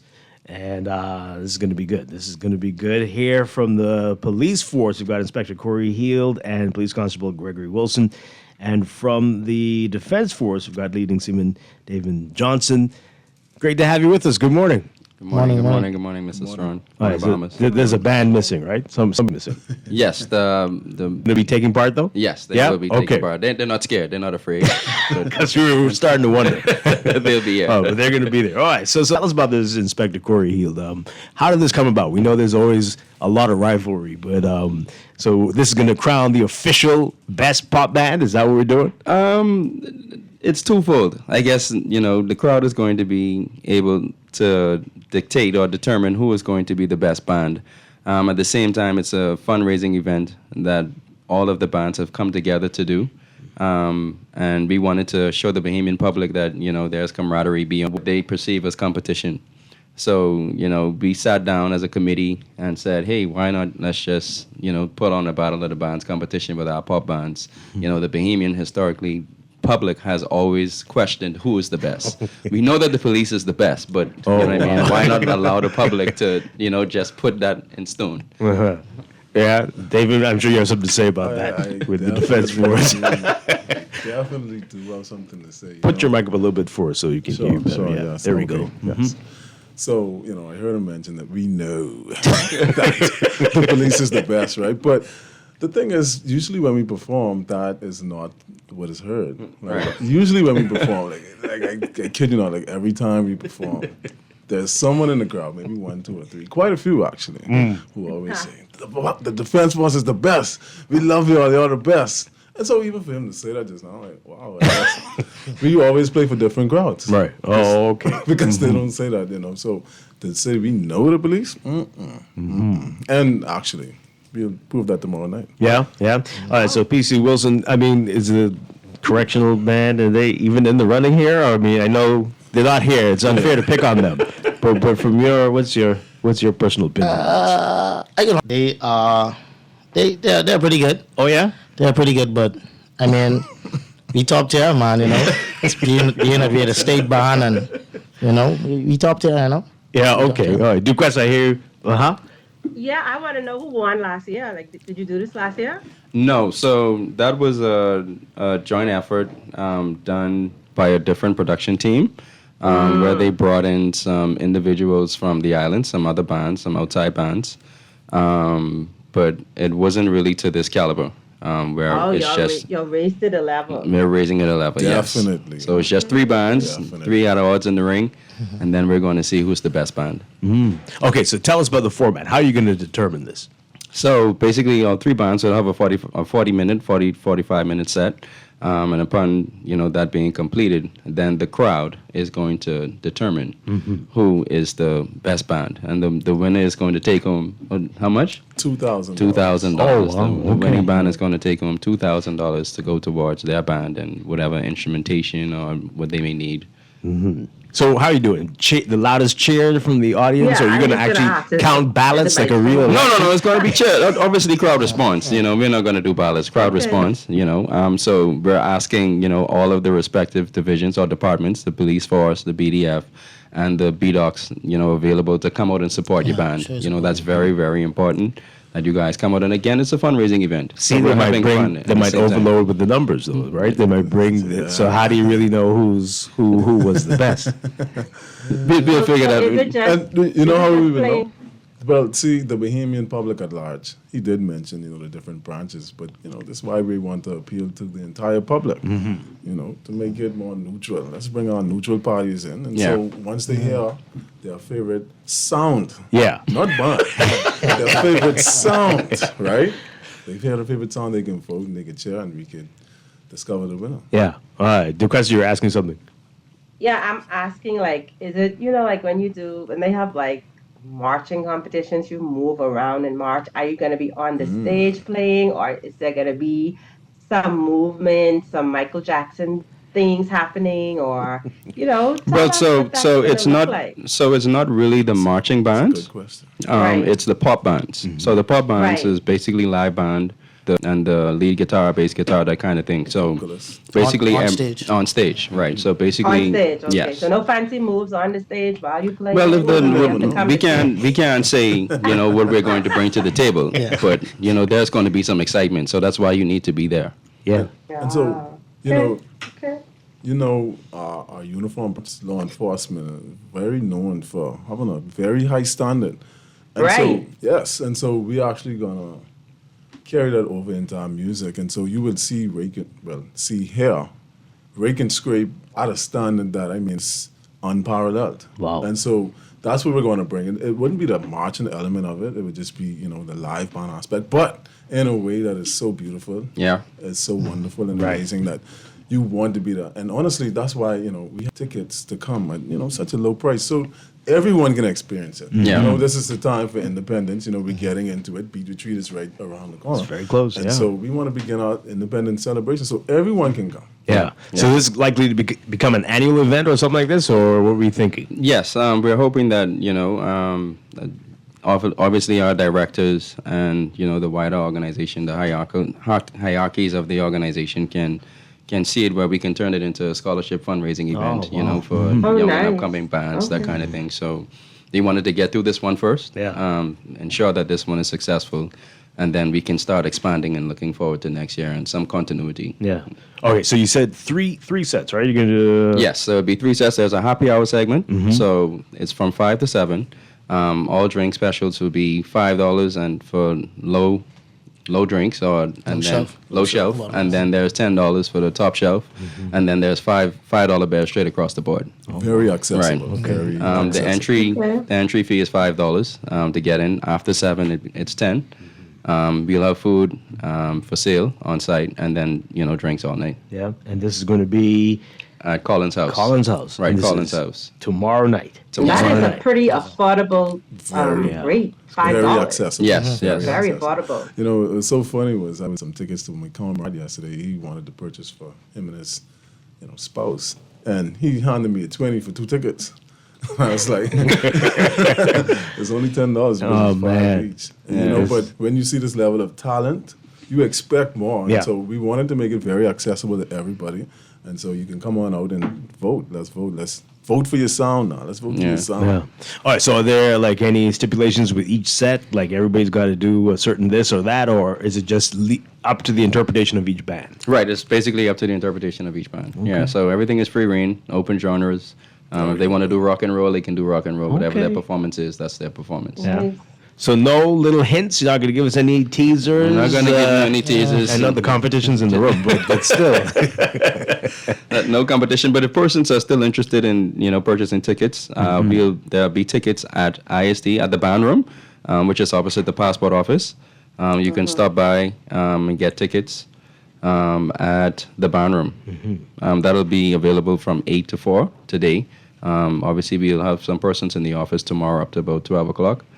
They can be able to purchase tickets, and then, doors open at 5 p.m. tomorrow, so they can come down, pay your $5, get in, have a good time. Showtime starts at 8 o'clock sharp. Okay. And we're military, so military is 8 o'clock. We're starting at 8 o'clock. No late time. Yeah. Is it an 18 and above audience? Yes, it is. We would like an adult crowd, basically. So 18 and above. Listen to this text. This is maybe they should not announce until after the audience votes. Then the crowd will know which one was the best. I mean, people know you guys, though, so I think they know unless they have you behind a black curtain or something. but people know they're very famous. All the bands are famous. Yes. People know who's who. Yeah. Right. And we do have Mr. Dwight. We do have a guest performance by Mama D. Miss My Ship is rolling in or coming in, so she's going to be there. We may have some cameos on the back end where the combined bands will come together and form a pop band and back these artists. So again, even though it's a competition, we still want to show the Bahamian populace that we can work together. Yeah. So this is going to go for a little while. This is going to go well into the night. We'd say about 11, 12 o'clock. Yeah? Yeah. Okay. Sure. It's going to be a really good time. Yeah, that's why we're encouraging the general public to come out and see the police force and defense force and prison not only working on the road as a cohesive unit but also in music. Yeah. Come on and see it. It's gonna be a really great show. Yeah, definitely a unifier there. So this is going to be great. Again, the Battle of the Law Enforcement Pop Bands tomorrow night, starting at 5 with happy hour and going on till we crown a champion once and for all. Right. Once and for all. I think we already have a champion. Okay, you're going to make it official. We're going to make it official. All right. Sounds like it's going to be a lot of fun. It's going to be amazing. Thank you. All right, Corey Hill, David Johnson, and Gregory Wilson, thank you so much for being with us. Thank you. I really appreciate it. Looking forward to this tomorrow night. All right, folks, we're going to take a quick break and be back with more Morning Blend here on Guardian Radio 96.9.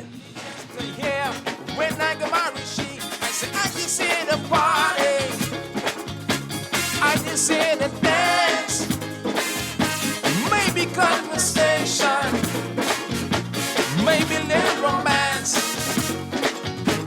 I just see the party, see the dance, maybe conversation, maybe little romance. Maybe it's time to explore your options. There's no harm in reviewing your mortgage arrangement and considering a better deal. CIBC Caribbean can help you narrow your search and decide. Switch your mortgage to CIBC Caribbean and enjoy a special interest rate and help towards your switching cost. Visit CIBCFCIB.com/inspired home for more information. Conditions apply.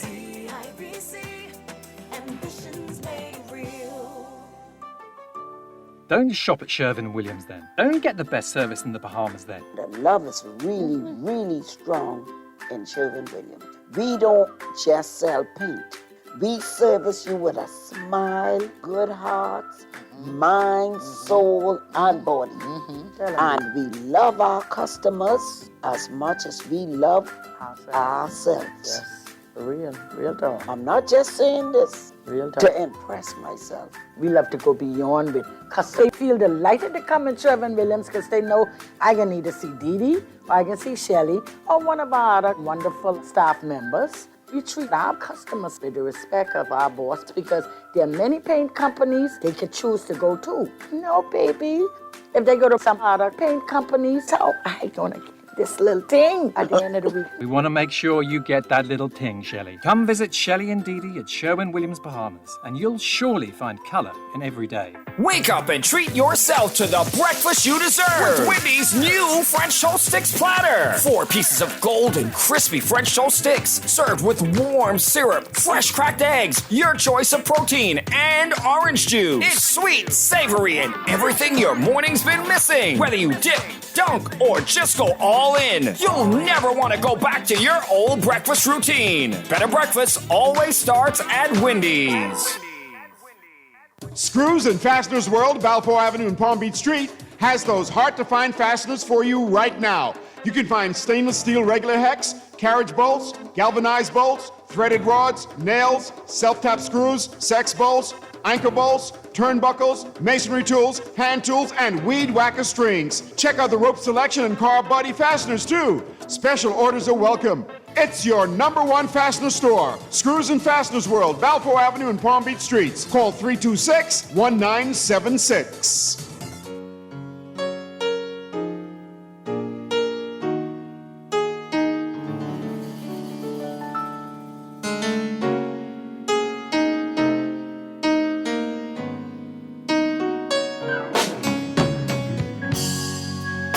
Georgia,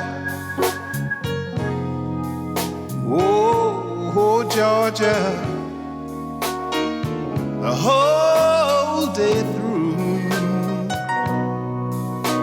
just an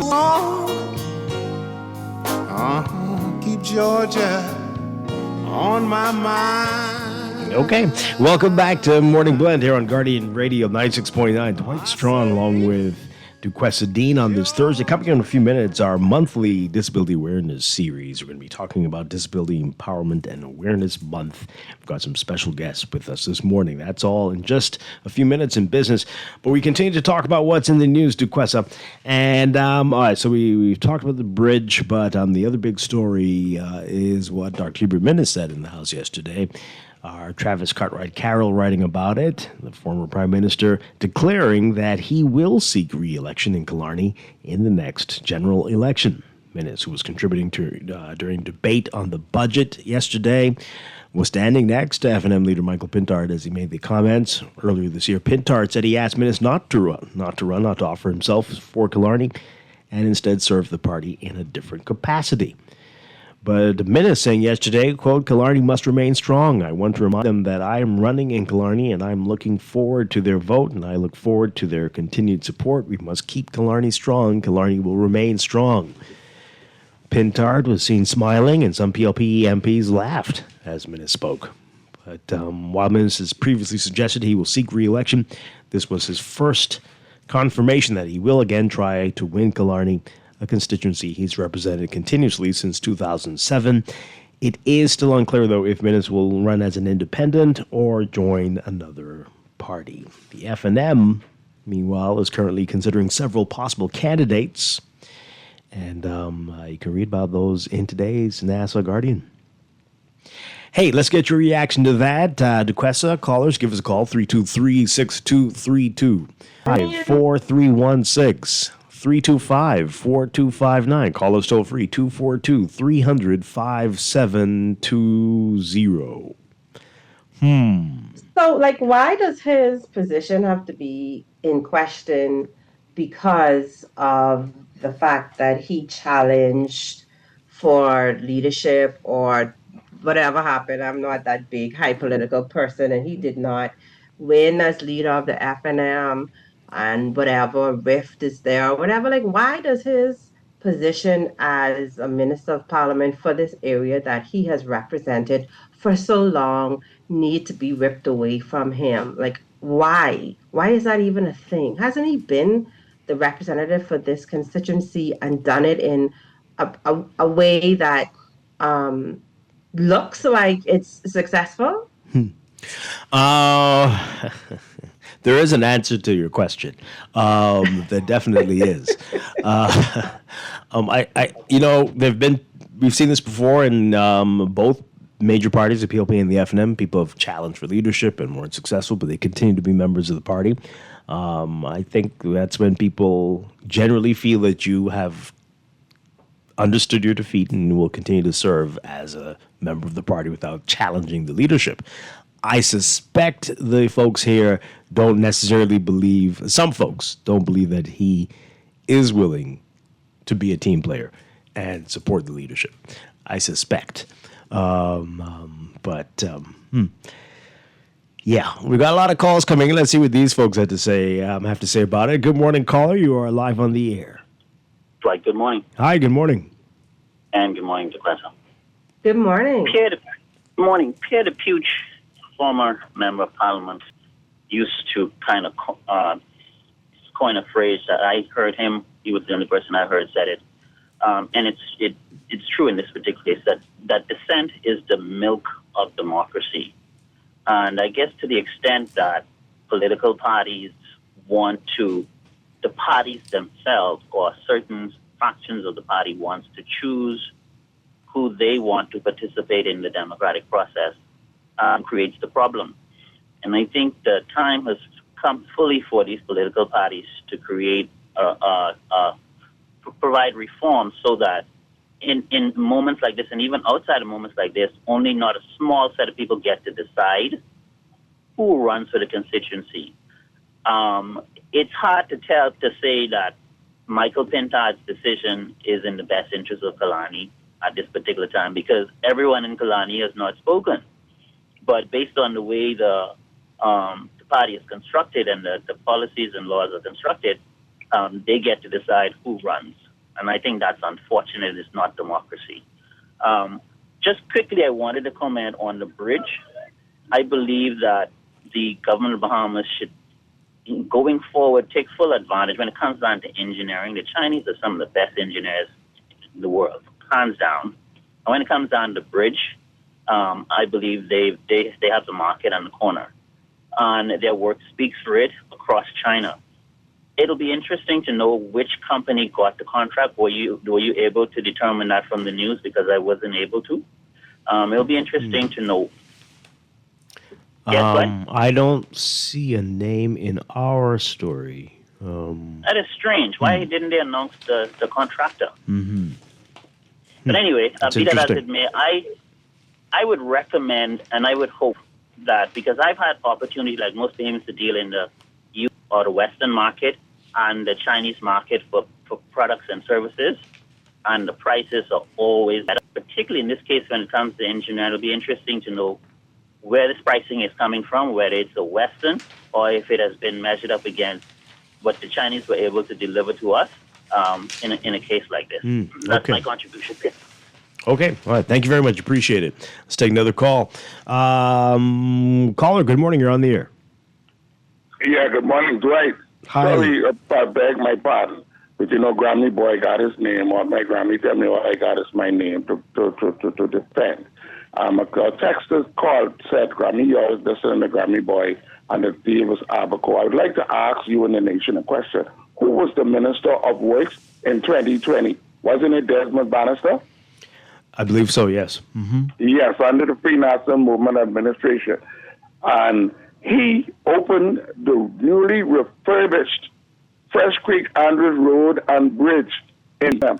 So tell those Texans if they jealous or bad with Grammy Boy, do your research, because you can make yourself look like an idiot coming after Grammy Boy. Tell them to Google it. It's right there. Desmond Bannister was the Minister of Works, and the bridge was open. It's right on YouTube. Thanks for taking my call. Okay.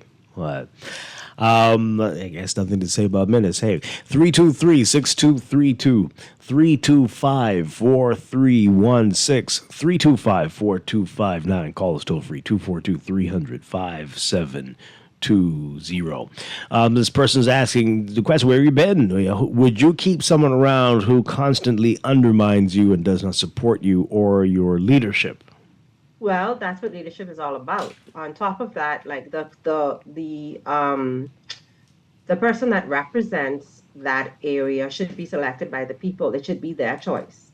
It should be, and I don't know if there's a process that we can amend this to allow constituencies to choose from a slate of candidates, even if that's by vote or whatever, of who they would like to see run and represent them. It should not just be the choice of, because sometimes you have people running in communities. Okay, now if you have a leader in your organization who is being effective in their role as ministering to the people, advocating, taking care of the people, if they're being successful at what they do, and there is a rift and there is a challenge between you and that leader, then as the ultimate leader, it's your responsibility to work on healing that. It's on building the relationship, it's recognizing that this is a challenge that exists, and how do we now find common ground so that we can stay focused on the overall common goal. I have no idea what behind the scenes has happened to help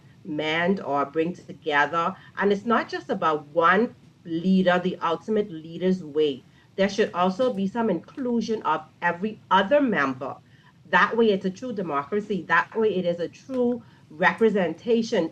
So, yes, you may have an issue with that particular leader, but he still deserves to be heard. He still deserves to be seen, and he still deserves to be valued. Now, if you've tried everything and it doesn't work, what then? Then fire him. If you've tried everything and you have cause, then sure, you may fire him, but that does also not prohibit him from running for that constituency as an independent candidate. And if his constituents choose him based on his history, that is their choice. And if that's a risk that you're willing to take, then take it. And that appears to be what's going to be happening here.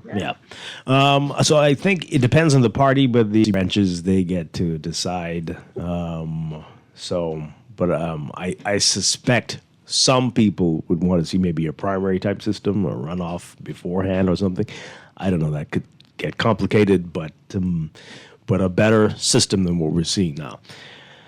Well, and I guess that really depends on the parties. The parties would need to do that to feel they're getting the fairest process.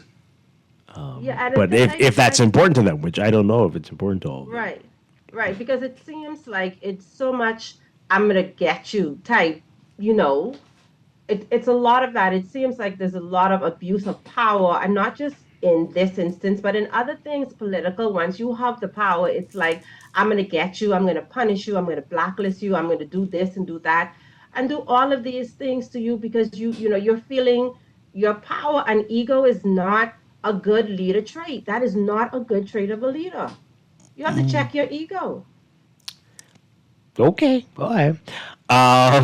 Sure, and that goes for everybody. Everyone. Everybody. Yeah. But okay. We'll take just a couple more calls because we're running out of time in this segment. Good morning, caller. You're live on the air. Yes, good morning.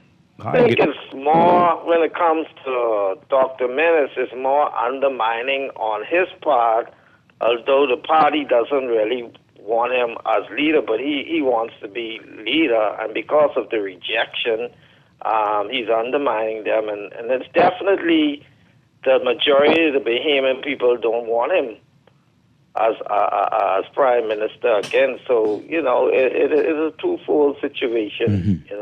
Well, it'll be interesting to see if he runs as an independent, how this turns out. And if he does have the support, he's much caller. If he does have the support of the people of Killarney, if they're going to willing to back him as an independent, I'm very eager to see. Very eager to see. Final call here. Good morning, caller. You're on the air. Morning, Dwight. Good morning to Crescent. Hi.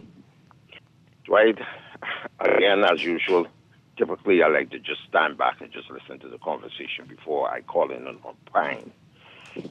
A very interesting question has been asked this morning.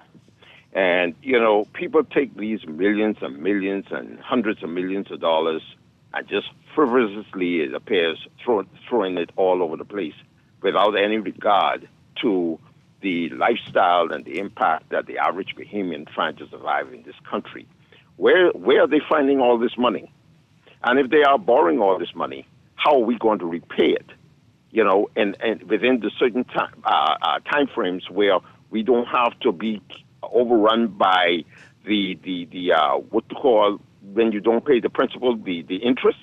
Where are we going to find all this money?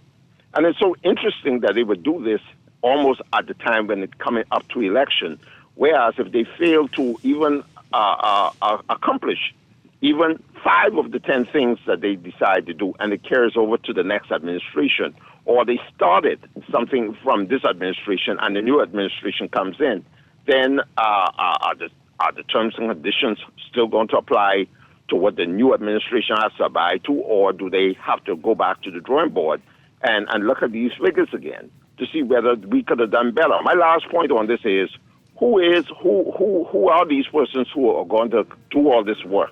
Has the Army Corps of Engineers from the United States been involved in this, which we know is world-renowned for building bridges and structures? Who are these people?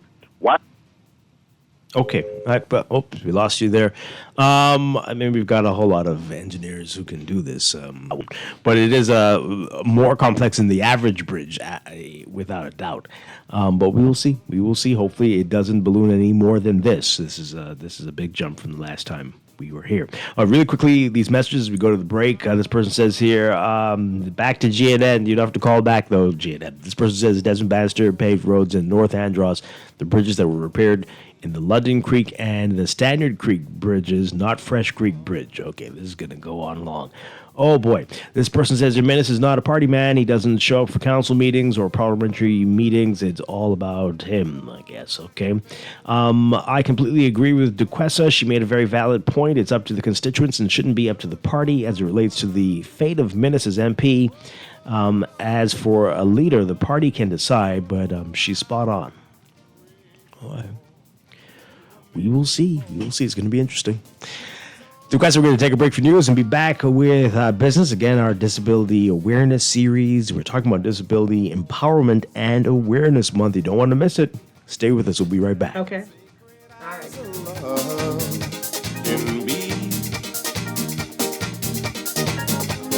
That's how I will love you,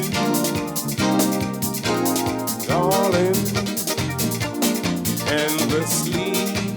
As a healthcare professional, you dedicate your life to caring for others. But even with the best care, legal challenges can arise. Protect your practice and your peace of mind with medical malpractice insurance from Star General. At Star General, we've partnered with Lloyd's of London to bring you comprehensive professional liability insurance designed specifically for those consulting or practicing privately. Visit our website today so you can focus on what you do best, caring for your patients, while we take care of the rest. Star General, insurance made simple. Big plans, unexpected expenses, whatever life throws your way, Fidelity is here with loans tailored to fit any of your personal financial needs. With a quick turnaround and a built-in savings that pays you interest, we make battling unexpected expenses easy. Make that move today. Call 356-7764. Fidelity, we're good for you. It's official. The BYD showroom is now open at the mall at Marathon, and it's like a portal into the future. Sleek rides, cutting-edge tech, all from the world's #1 electric car brand. Slide through for a free coffee at the Dream Bar and let the Easy Car Sales team show you why everyone's falling in love with electric. Rain or shine, it's cool, comfortable, and convenient. Open 10 to 6 daily through the food court entrance at the mall. Your electric journey starts now. This is Guardian Radio 96.9 FM, streaming on GuardianTalkRadio.com and the Guardian Radio app, Nassau, Bahamas.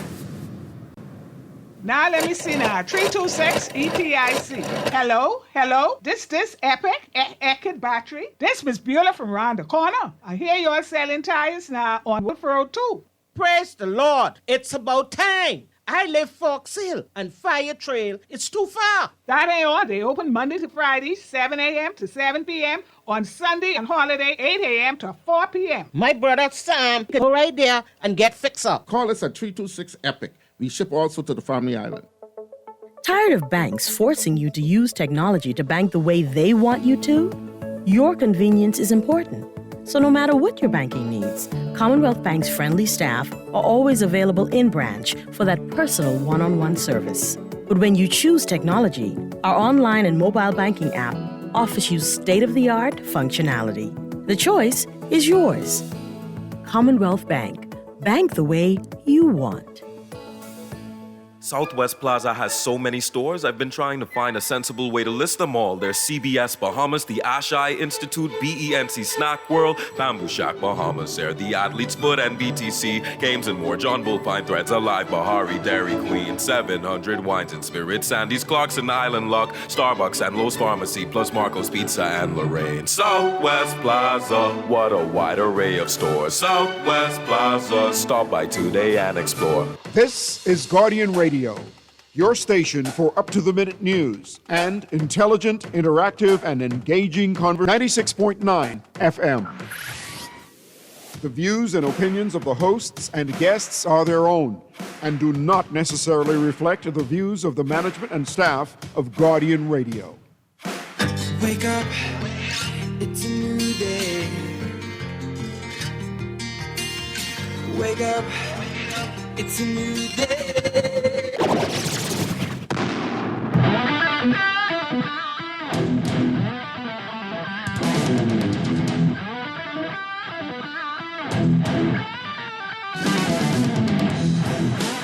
Good morning and welcome to Morning Blend Business on this Thursday, June 12th, 2025. Welcome back to our Morning Blend listeners. Once again, I'm Dwight Strachan along with Duquesa Dean, and it is time for our monthly series on disability awareness.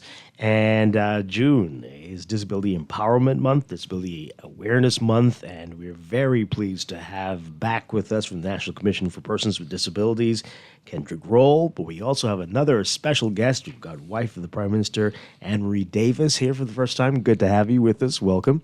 Happy to be here. Thank Good morning to your listening audience. All right, so we have a lot that needs to be done when it comes to disability empowerment and awareness, and we want to have a full conversation on that today. All right, so Kendrick, let's begin with you really quickly. Remind folks about the work of the National Commission for Persons with Disabilities. National Commission for Persons with Disabilities was appointed in 2014 after the passage of the Equal Opportunities Act, and our main priorities is first registration of persons with disabilities across the country, and we also are responsible for policies for persons with disabilities, as well as awareness, and also being able to service the community of persons with disabilities, whatever their needs are. Mm-hmm. All right, so how are we looking in terms of the registration? What numbers are we looking at? Okay, so when I first was appointed to the commission, that was back in 2022, our registration was at 350, somewhere around there. Mm-hmm. To date, we have 2,250 on the registration. Wow. Mm-hmm. But that is not the right amount. Yeah.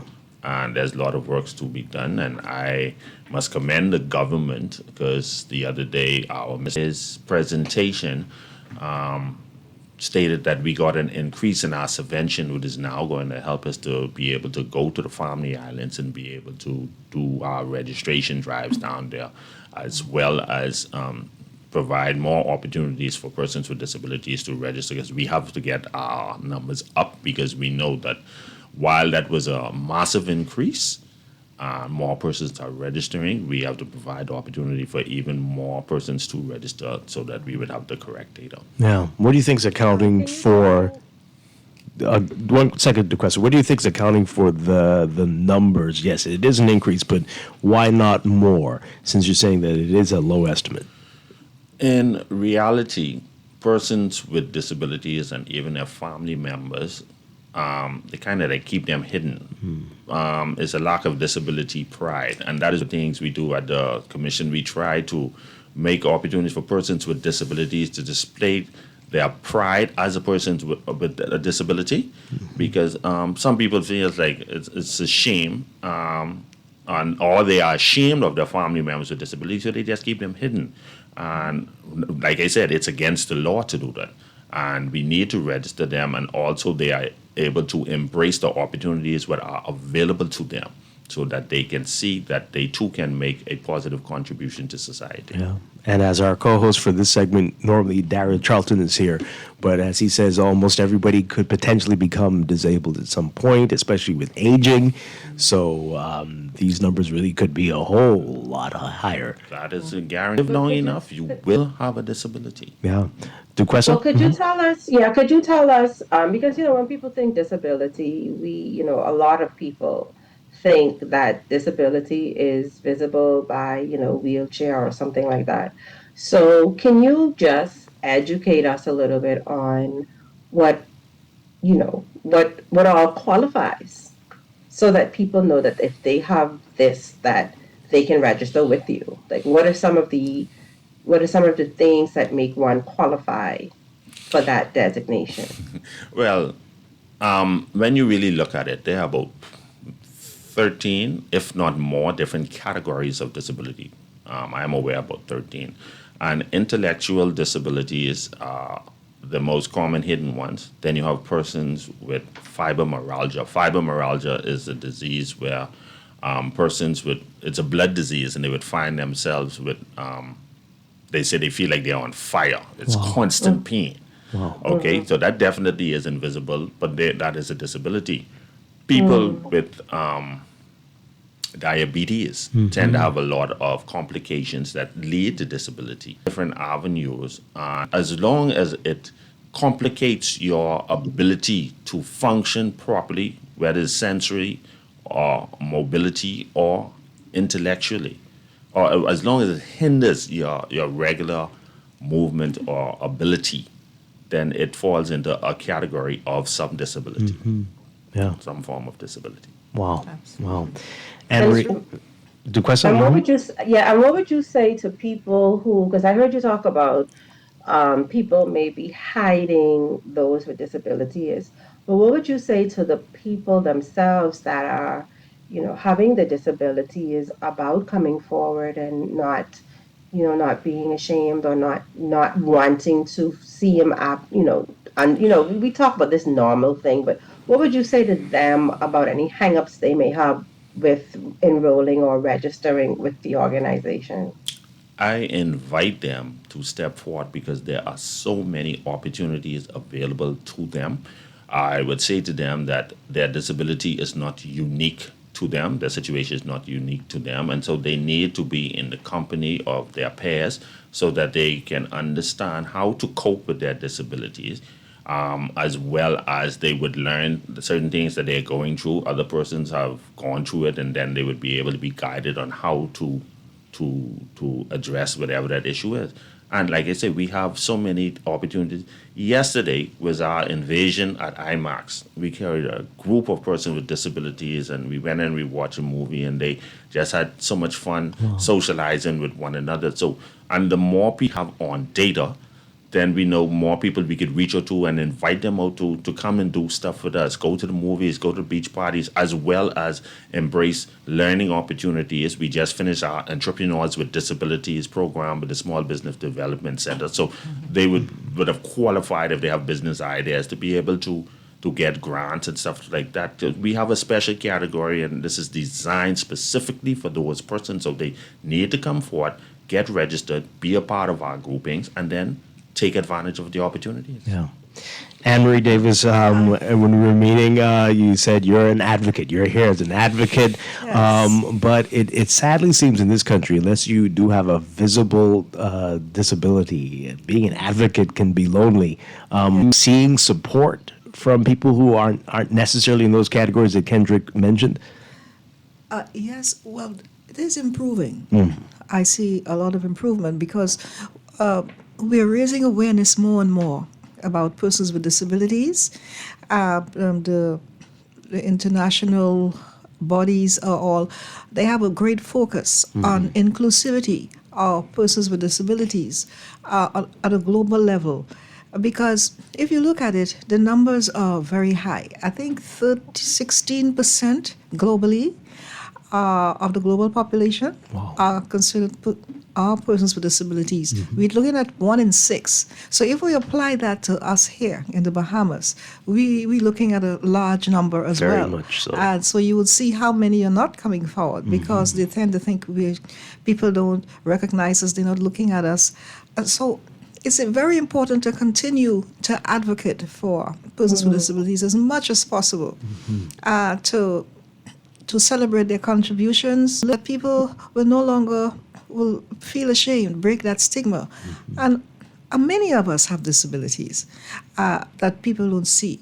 I think in the airports, some of the airlines, they are actually improving conditions at the airport for travelers with disabilities, people who cannot explain themselves very well when they go to the ticket counter, and people who need to be able, who cannot lift their luggage. So we have different areas where we're seeing improvements. We've seen improvements for accessibility for persons with disabilities. That's those in wheelchair. Yeah.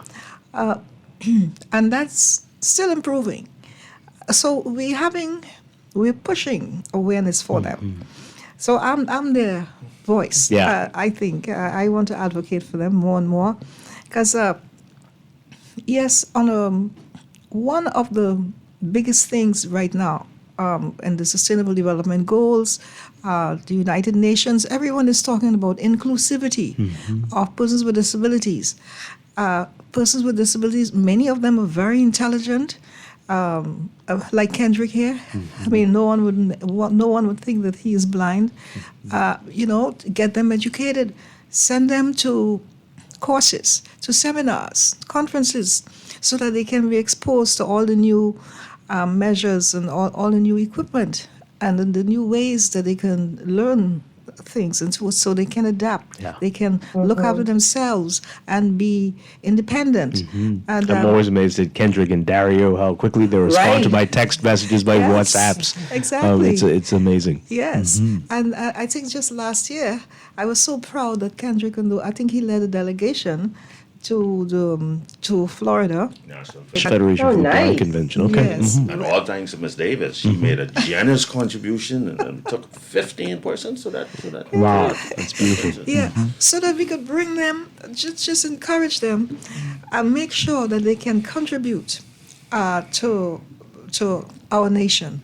What they all have great skills, and we cannot leave them behind. We have to include them, and so I'm here to just advocate on their behalf. Yeah. Tell everyone who's listening to me, the schools, the employers, government organizations, everyone, to give the persons with disabilities a chance. Employ them, create opportunities for them in the workplace, so that they can really shine and show their talents.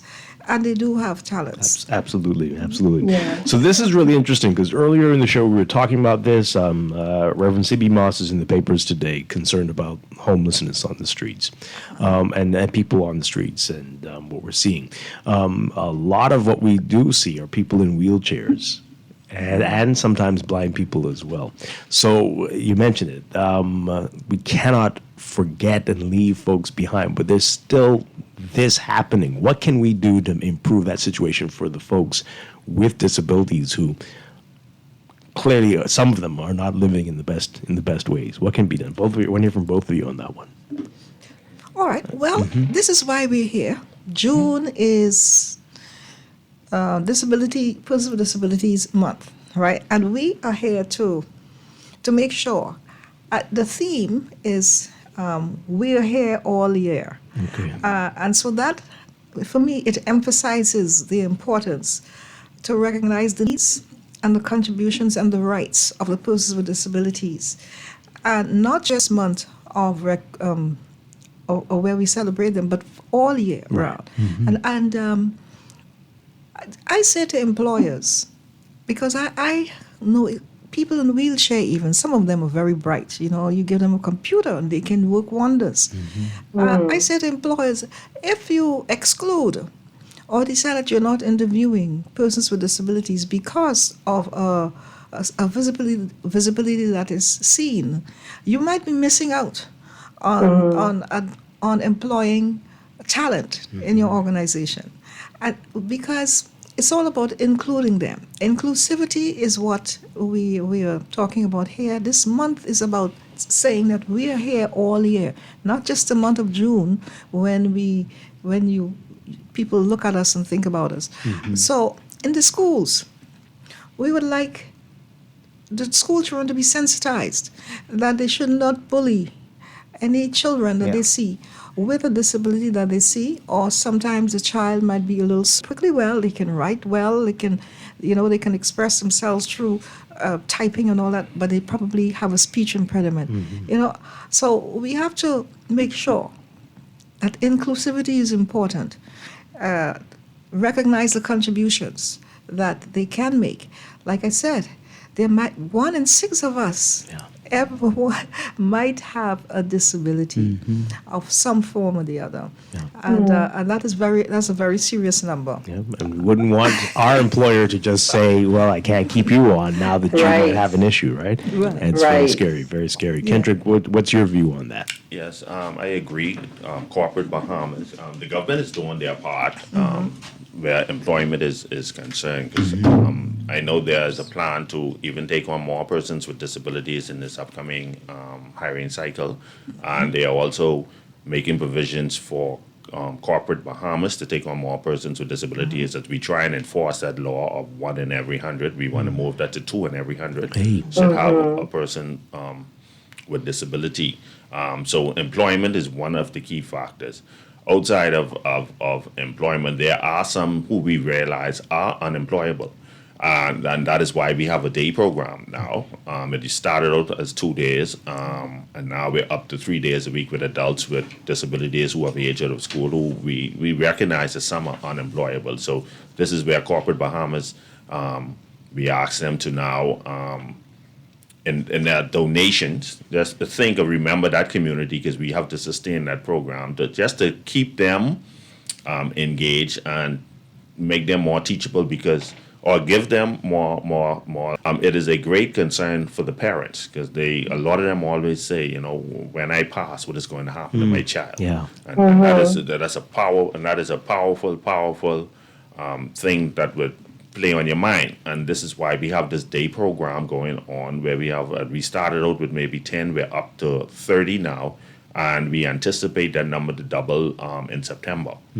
Okay, and it even will grow more as more people become aware that we have a day program for persons with disabilities. We teach them life skills as well as other things. Some of them came there, didn't know how to wash sort-out clothes. Now they're washing. Their parents are so happy they could wash full. They'll do their own clothes. They're learning to cook. We have programs where they learn to take the bus and identify money, how to manage small amounts of money for themselves. So, but the program cannot be sustained by the government alone. Like I said, we are thankful for the increase, but that program there is very, very expensive. Just to transport those 30 persons to the program costs the government some $400 a day. Wow. So and that's just one part of it. We also have to feed them. We have to have thankfully we are now using the Nassau Village Community Center, but our multi-purpose center has been in the discussion, and some work is being done to provide that location. But we're still far away from having our own multi-purpose center, but in the meantime, that is the end goal, so that we do not have persons with disabilities on the street. We're providing an opportunity for them to learn or to engage in other activities, and just so that we do our part as a country to ensure that there's equality and opportunities for persons with disability, and we could eliminate all forms of discrimination amongst absolutely. So you mentioned the government is doing its part to encourage the private sector to do more. We have to enforce the law. That's the key. We have to enforce the law. We have inspectors. Our inspectors only don't just go to inspect buildings to ensure that you have ramp and accessible buildings. They also ask, how many persons are employed here. When you give the number, how many persons out of that number has a disability. So with our inspectors doing their part and we enforcing the law, I think we could get the numbers up. because we do have places that employ more than 100 people, and we're sure that they don't have any persons with disabilities. So, and it doesn't have to be, when we enforce the law, it doesn't have to, people realize two things happen. You get to see the value and the productivity of persons with disabilities, and there will also be some tax breaks for you as a corporate citizen from the government, because you are helping less fortunate citizens. Yeah. So that is the avenue I would push for, to ensure that the employment rate for persons with disability elevates. Now, I don't know how to ask this in a sensitive way, right? But if the employer tells you, oh, well, I have diabetes, which is, yes, it's a serious thing. But I mean, that's not going to be sufficient, right? I mean, the reality is then they would have met their quota, but then we would still plead to them, okay, yeah, you have 1 or 2 of diabetes, but we just plead to you, take on somebody with a different disability, because we need to help them lead more dignified lives. Persons don't just want to be at home feeling like you don't worth anything. When you get a job, you make your own money, you could buy your own grocery, you could contribute to your own bills. That gives you dignity, and so we want to encourage them to give our citizens more dignified lives by employing them. Yeah. So I have a question, Kendrick. So would you give us an idea of where those people, not like, don't tell us the businesses. I want to know like what type of trades or what type of jobs are they currently filling, so that if there are business owners listening, they would know as well what the capabilities are. So are you able to share what employee roles some of them are now filling? I would love to be a talk show host. He'll be good at it too. I know. So if radio stations, the media, let's yes, start with the media, and if they would have access, He's told me this before. We'll work on something. accessible buildings, so that my wheelchair users could come. That was just a personal one at Dwight. You know, me and him go at that all the time. But it's stuff like that. My blind brothers and sisters, last year we did a course, excellent receptionist, excellent, we can produce document. Maybe a sighted person will have to look at it, do slight editing or fixing on the page, but the work would be done. Also, wheelchair users, their only challenge is they have mobility challenges, but if they could get into the office, they could do any work that a regular person can do. For those who are challenged in those intellectuals, but you give them a task, like there are some with maybe autism, okay, they want to lead a dignified life. I wouldn't look down if they do some type of janitorial service or security work or what's not. So they can fill any avenue. Yes. Given the training and the opportunity, persons with disabilities can fill the role in any employer's fleet. So to speak. All you need is training and the opportunity. You teach them what to do and then give them the opportunity to do it, it will be done. Yeah. They can make excellent, I think at the Office of the Prime Minister, there is someone working there, in a wheelchair. I think she's a receptionist. Okay. So a very good one at that too. Answers the phone, very, very diligent in her work. So that's another area. Yeah. But we can find some of these people and let employers see how good they can be by Kendrick, by finding them wherever they live in their communities and celebrating them, showing what they can do and what they have achieved, so that people, all of us, can be aware of some of these heroes that we would call them. Because if you have a disability and you are well respected in your community because of things that you have done, maybe we can find some of these people and showcase them at our next event that's coming up. So we can all say, "Oh wow, this guy has done all this, he has done that, or she has done this or that," and have more appreciation. Because I think that's one of the things with us is we don't see many of our heroes or people who have done well as someone who's one with disability. Absolutely. So if we find some of those, we can we could really knock it home. Absolutely, absolutely. We are talking with Anne-Marie Davis and Kendrick Roll. It is Disability Empowerment and Awareness Month, and we have a lot more to talk about. You can join the conversation as well. Give us a call, 323-6232, 325-4316, 325-4259. Call us toll free, 242-300-5720. So I wanted to ask about a pet peeve for me. A lot of people know about this. People parking in the handicap spots. It seems to be out of control. And we hear horror stories from security guards who say when they ask people to move, they are told all manner of things. Right. What do we do to get Bahamians to understand that, yeah, you might not see many of the cars with the decals? Yes. Well, I don't know. The law, once again, enforcement of the law. But while we do have it as being against the law, there really is still has not been a fixed fine put in place. For whatever reason. They're saying we're asking too much. No, let them register. But something needs to happen.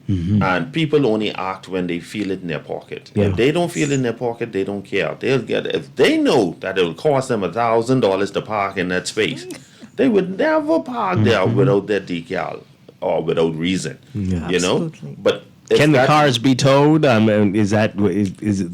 the law allow that? That's the thing. By the time a wrecker reaches the tow, the person is already gone.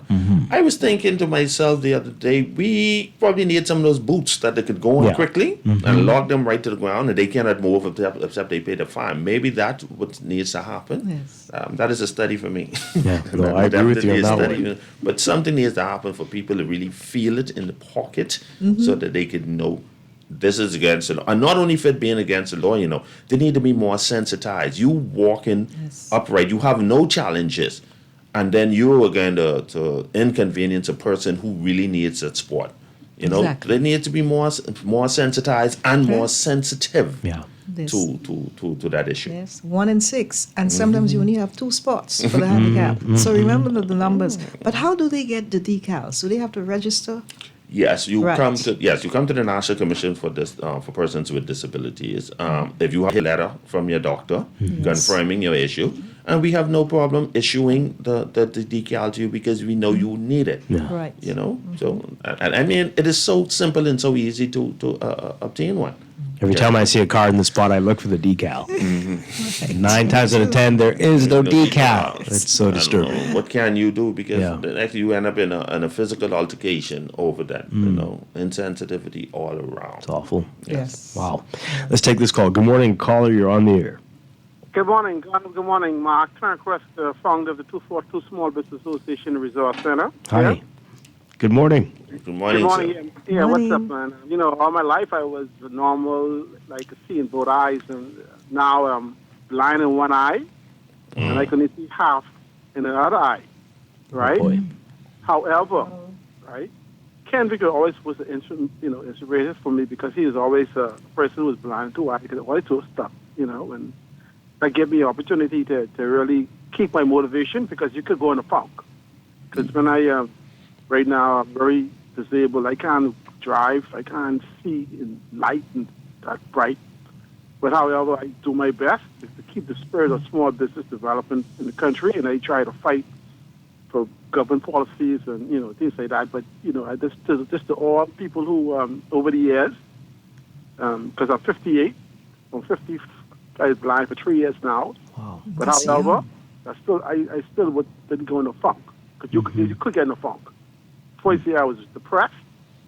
However, but I continue to strive and try to do my best. Although I can't work how I used to, the most important thing is you continue. And I let everybody know, although they are disabled, they're still able and always do things that support your family, country, because you could always be beneficial. Yeah. Small business. Absolutely. Mark, thank you so much for sharing that. Thank you so much. Transitioning. Yeah. Because Thank you, Mark. I used to be sighted. And so the transition is very dramatic. Yeah. I think I would have mentioned before, I was even suicidal. Oh, boy. Because Goodness. the thought of losing your sight and you feeling like you have no value anymore, that pushes you right to that edge. But as you once again getting in touch with your peers who have the same issue and recognizing what they can do, and then you realizing you have the opportunity to do that too, and then that frame of mind of wanting to succeed, all that helps you along the way, and then you know.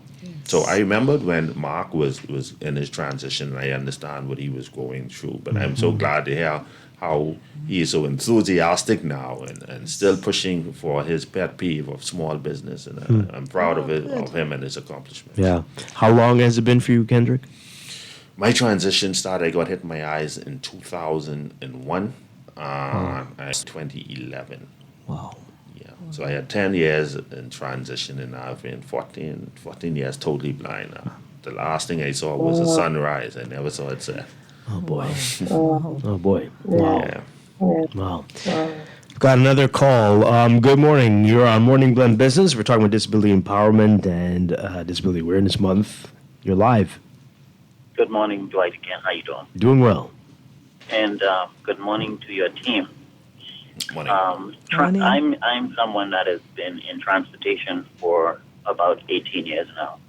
And first of all, let me congratulate the council for their work over the years, but also a special congratulations to Mr. Davis on her work with the committee. It's interesting that the Disability Act was actually championed by the Progressive Liberal Party by a female, Melanie Griffin. She was the one that saw that act pass after many years of it not being in place. So you are continuing in a tradition, obviously in a role that the PLP has a track record of caring about. What I want to ask Ms. Davis is, what has been your experience in understanding the challenges that disabled people have in accessing public transportation in the country? And more specifically, the area that I'm in taxis, and in the last 15 years, there's less than maybe 3 taxis in the industry that has disability-friendly features. I met about 2 years ago with the Disability Council over at the Ministry of Social. Very discussed them and their team on. You're breaking up a little bit there, John. But I think since then has stalled. Like reignite that because it's a passion of mine. Okay. I will get Anne-Marie Davis and Kendrick. I'm sure Kendrick all has an interesting perspective on public transportation as well. But transportation. Yeah. Well, for me, I always consider myself the voice for the marginalized and the people that need to be looked at more, especially women and disabilities. That was my biggest focus to start with, because we wanted to have equality in recognizing women with disabilities, and so it spread to persons with disabilities to say that they too would like help in microfinancing from the SPDC and other areas to encourage them, because they do have the ability to work, to have their own businesses like they do now. And, to be independent. Yes, be independent. So I started recognizing and looking closer at the persons with disabilities on a whole, from looking at it from the female side, the side with women, and equality in and persons with women with disabilities being more violated and things like that. So I started with that point, and then went further into realizing that bigger issue than just women suffering because they're disabled, suffering more, and that there was a commission. I started recognizing and appreciating the work that women do, making these fantastic fascinators. They're very, very good with their hands. I started recognizing and celebrating the work that they do. They in art and craft, and seeing the worth and seeing how they try to support themselves by selling what they create with their hands. I started admiring that.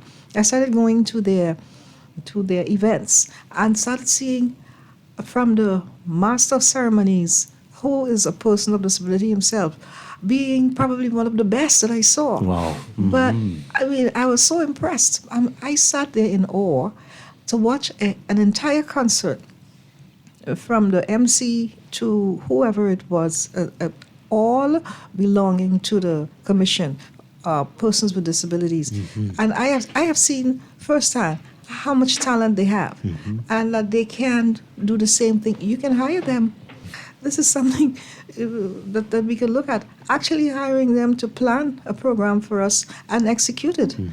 You know, so I started with that, and I'm happy to have found Kendrick and everyone else and get deeper into it with them.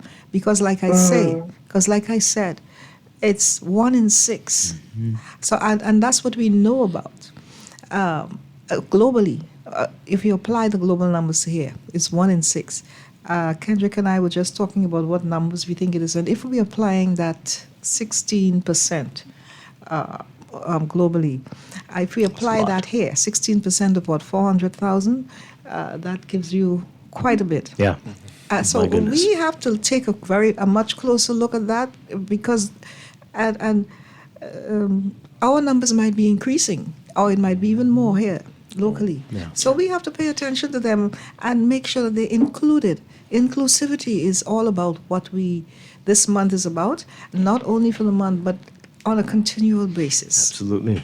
All right, so Kendrick, about that public transportation issue, we know you've talked about it on the show a lot before. Is it improving? Are any signs on the horizon that we might have something that will be more inclusive? We know that there are businesses out there that do provide transportation for persons with disabilities. And the challenge with that is the cost.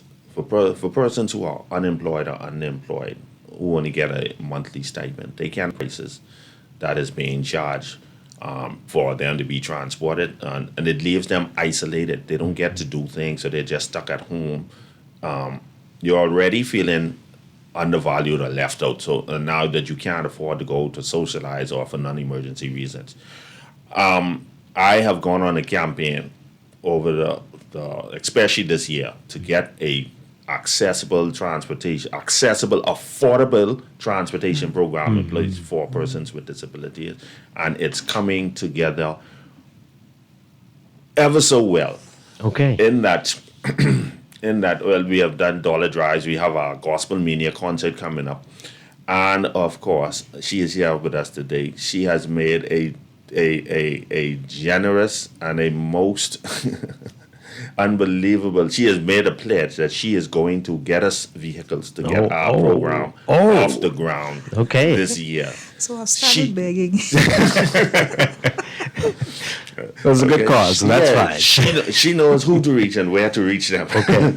You know, so we anticipate that by the time Disability Awareness Week comes in December for our International Day for Persons with Disability, Access Ride is going to be a tangible program that persons with disabilities can actually be able to now. If I want to go and visit my cousin, if I want to go to the mall, if I want to go to get something to eat, or if I need to go to the food store, or if I need to go pick up some medication, anything that is non-emergency, rather than me having to pay $35 to $50 one way, we're going to show that they can get a round trip for at least $10. Wow.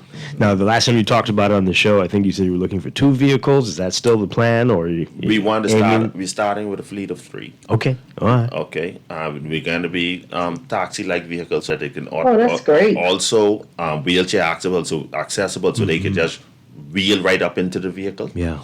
And for those who are blind or with other challenges, they can just go find their way into the seat. We're going to get this program is the goal for this year. And I must thank Ms. Anne-Marie Davis for her pledge. Excellent. She said we're going to make it happen. You know, we talked about it for quite some time, and now we've come to the conclusion that it's going to happen. And this year, persons with disabilities will actually feel it and be able to Fantastic.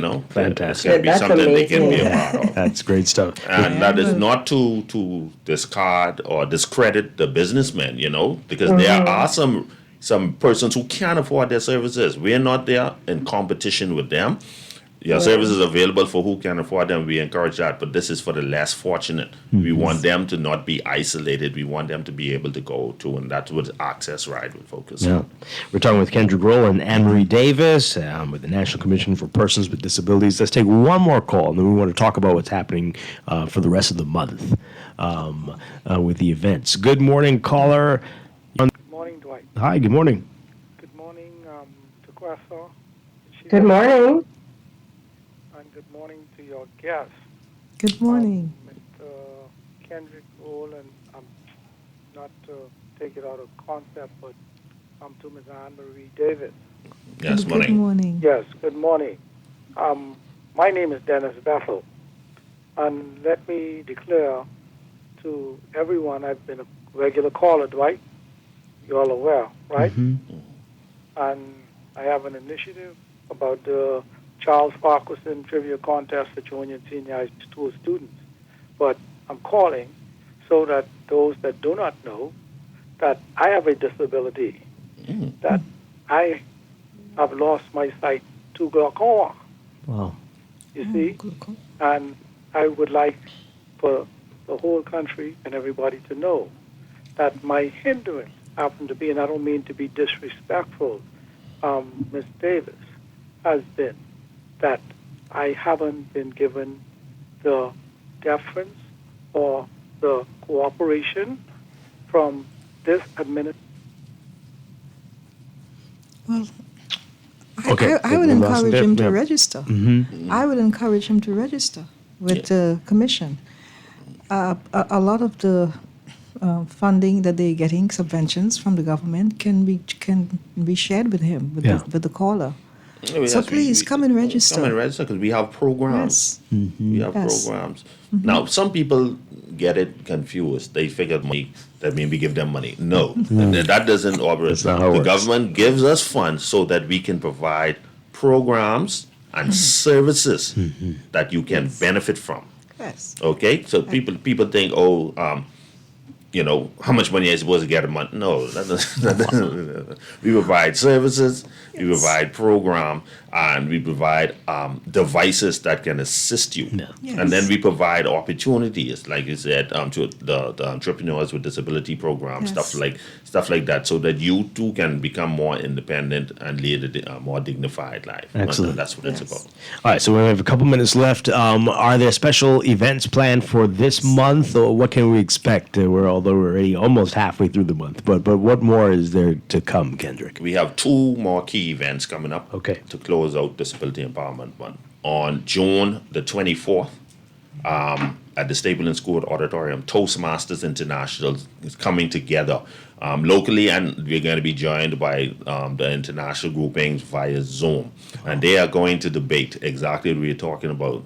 The mood is, can it be said that the Bahamas has done its part to provide accessible transportation for the community of persons? Oh boy. And so we have I think we have 6 Toastmasters debating pro and con, and then we have a roundtable discussion with 6 distinguished Toastmasters, 2 international, to discuss the same issue. And then we're going to be closing out the month on Saturday, June the 28th at the William Thompson Auditorium. It's Gospel Mania. Gospel Mania is the coming together of international and local gospel artists, as well as persons with disabilities who are talented. We have a number of them. We have a whole segment of them who are going to be performing to sing, celebrate, and empower our community of persons with disabilities as we celebrate Disability Empowerment Month. And the funds raised from Gospel Mania will help to sustain our Access Ride program. Okay. And so that is what we're focusing on. So getting the vehicles is one thing, but sustaining the program is another thing, because you have maintenance fees, service fees for the vehicle. We have to have administrative fees, and of course we have to have drivers and stuff like that. So annually, it's a mammoth undertaking. Yeah. However, with public-private partnerships, generous donations from corporate Bahamas, and events like these, we should be able to sustain and look after our vulnerable community. Wonderful. And remind folks where William Thompson Auditorium is. Where is that? William Thompson Auditorium is on Jane Street. You could get your tickets today. You could go to Tire Flex Motors on Wolf Road, or you can go to All Seasons Bookstore in Palmdale. You get your tickets at Equalmania. Like I said, we have all the best of the best in gospel music here. We have international recording star Sharon Gardner. He's going to headline the show. Nice. Of course, we got Singing Bishop, Dynamite Daisy. We have Starks. We have let me stop. A lot of great entertainment. A lot of great entertainers coming together, all for this wonderful charitable cause. And we, of course, our hearts goes off to them. We thank them ever wholeheartedly for coming together, putting their talents forth for the general public to come and enjoy the show, all for the betterment to increase the quality of life of persons with disabilities. Wonderful stuff. Yes, great. Wonderful stuff. Absolutely. Kendrick Roll, thank you for being here. It's always a pleasure talking with you. Anne-Marie Davis, wonderful meeting you. Thank you. We Thank always you. have Christopher Davis on. Now we need you to work on your husband to get him on the show. That's another story.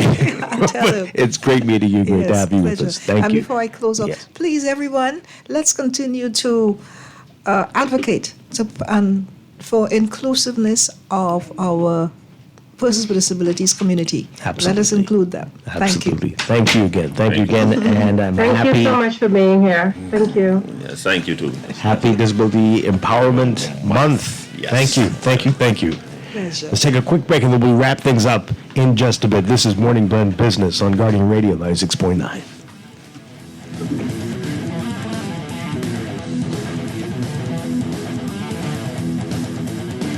At CFAL, we understand that a secure future is the greatest gift you can give your employees. That's why our tailor-made group pension solutions are designed to fit the needs of both large and small companies. With CFAL, you can provide the retirement you and your employees deserve, ensuring peace of mind and financial stability for years to come. Join the many businesses that have already entrusted CFAL to create the right pension that help you build a brighter future for your team. Visit us at cfal.com to get started on building wealth so you can live well.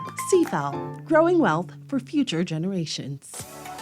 Been off the WSC grid for over a year? Now's the time to come back and save big. For a limited time only, the Water and Sewage Corporation is offering up to 50% off reconnection fees for customers disconnected for more than 1 year. Don't miss this chance to reconnect and enjoy reliable, quality water service at a discounted rate.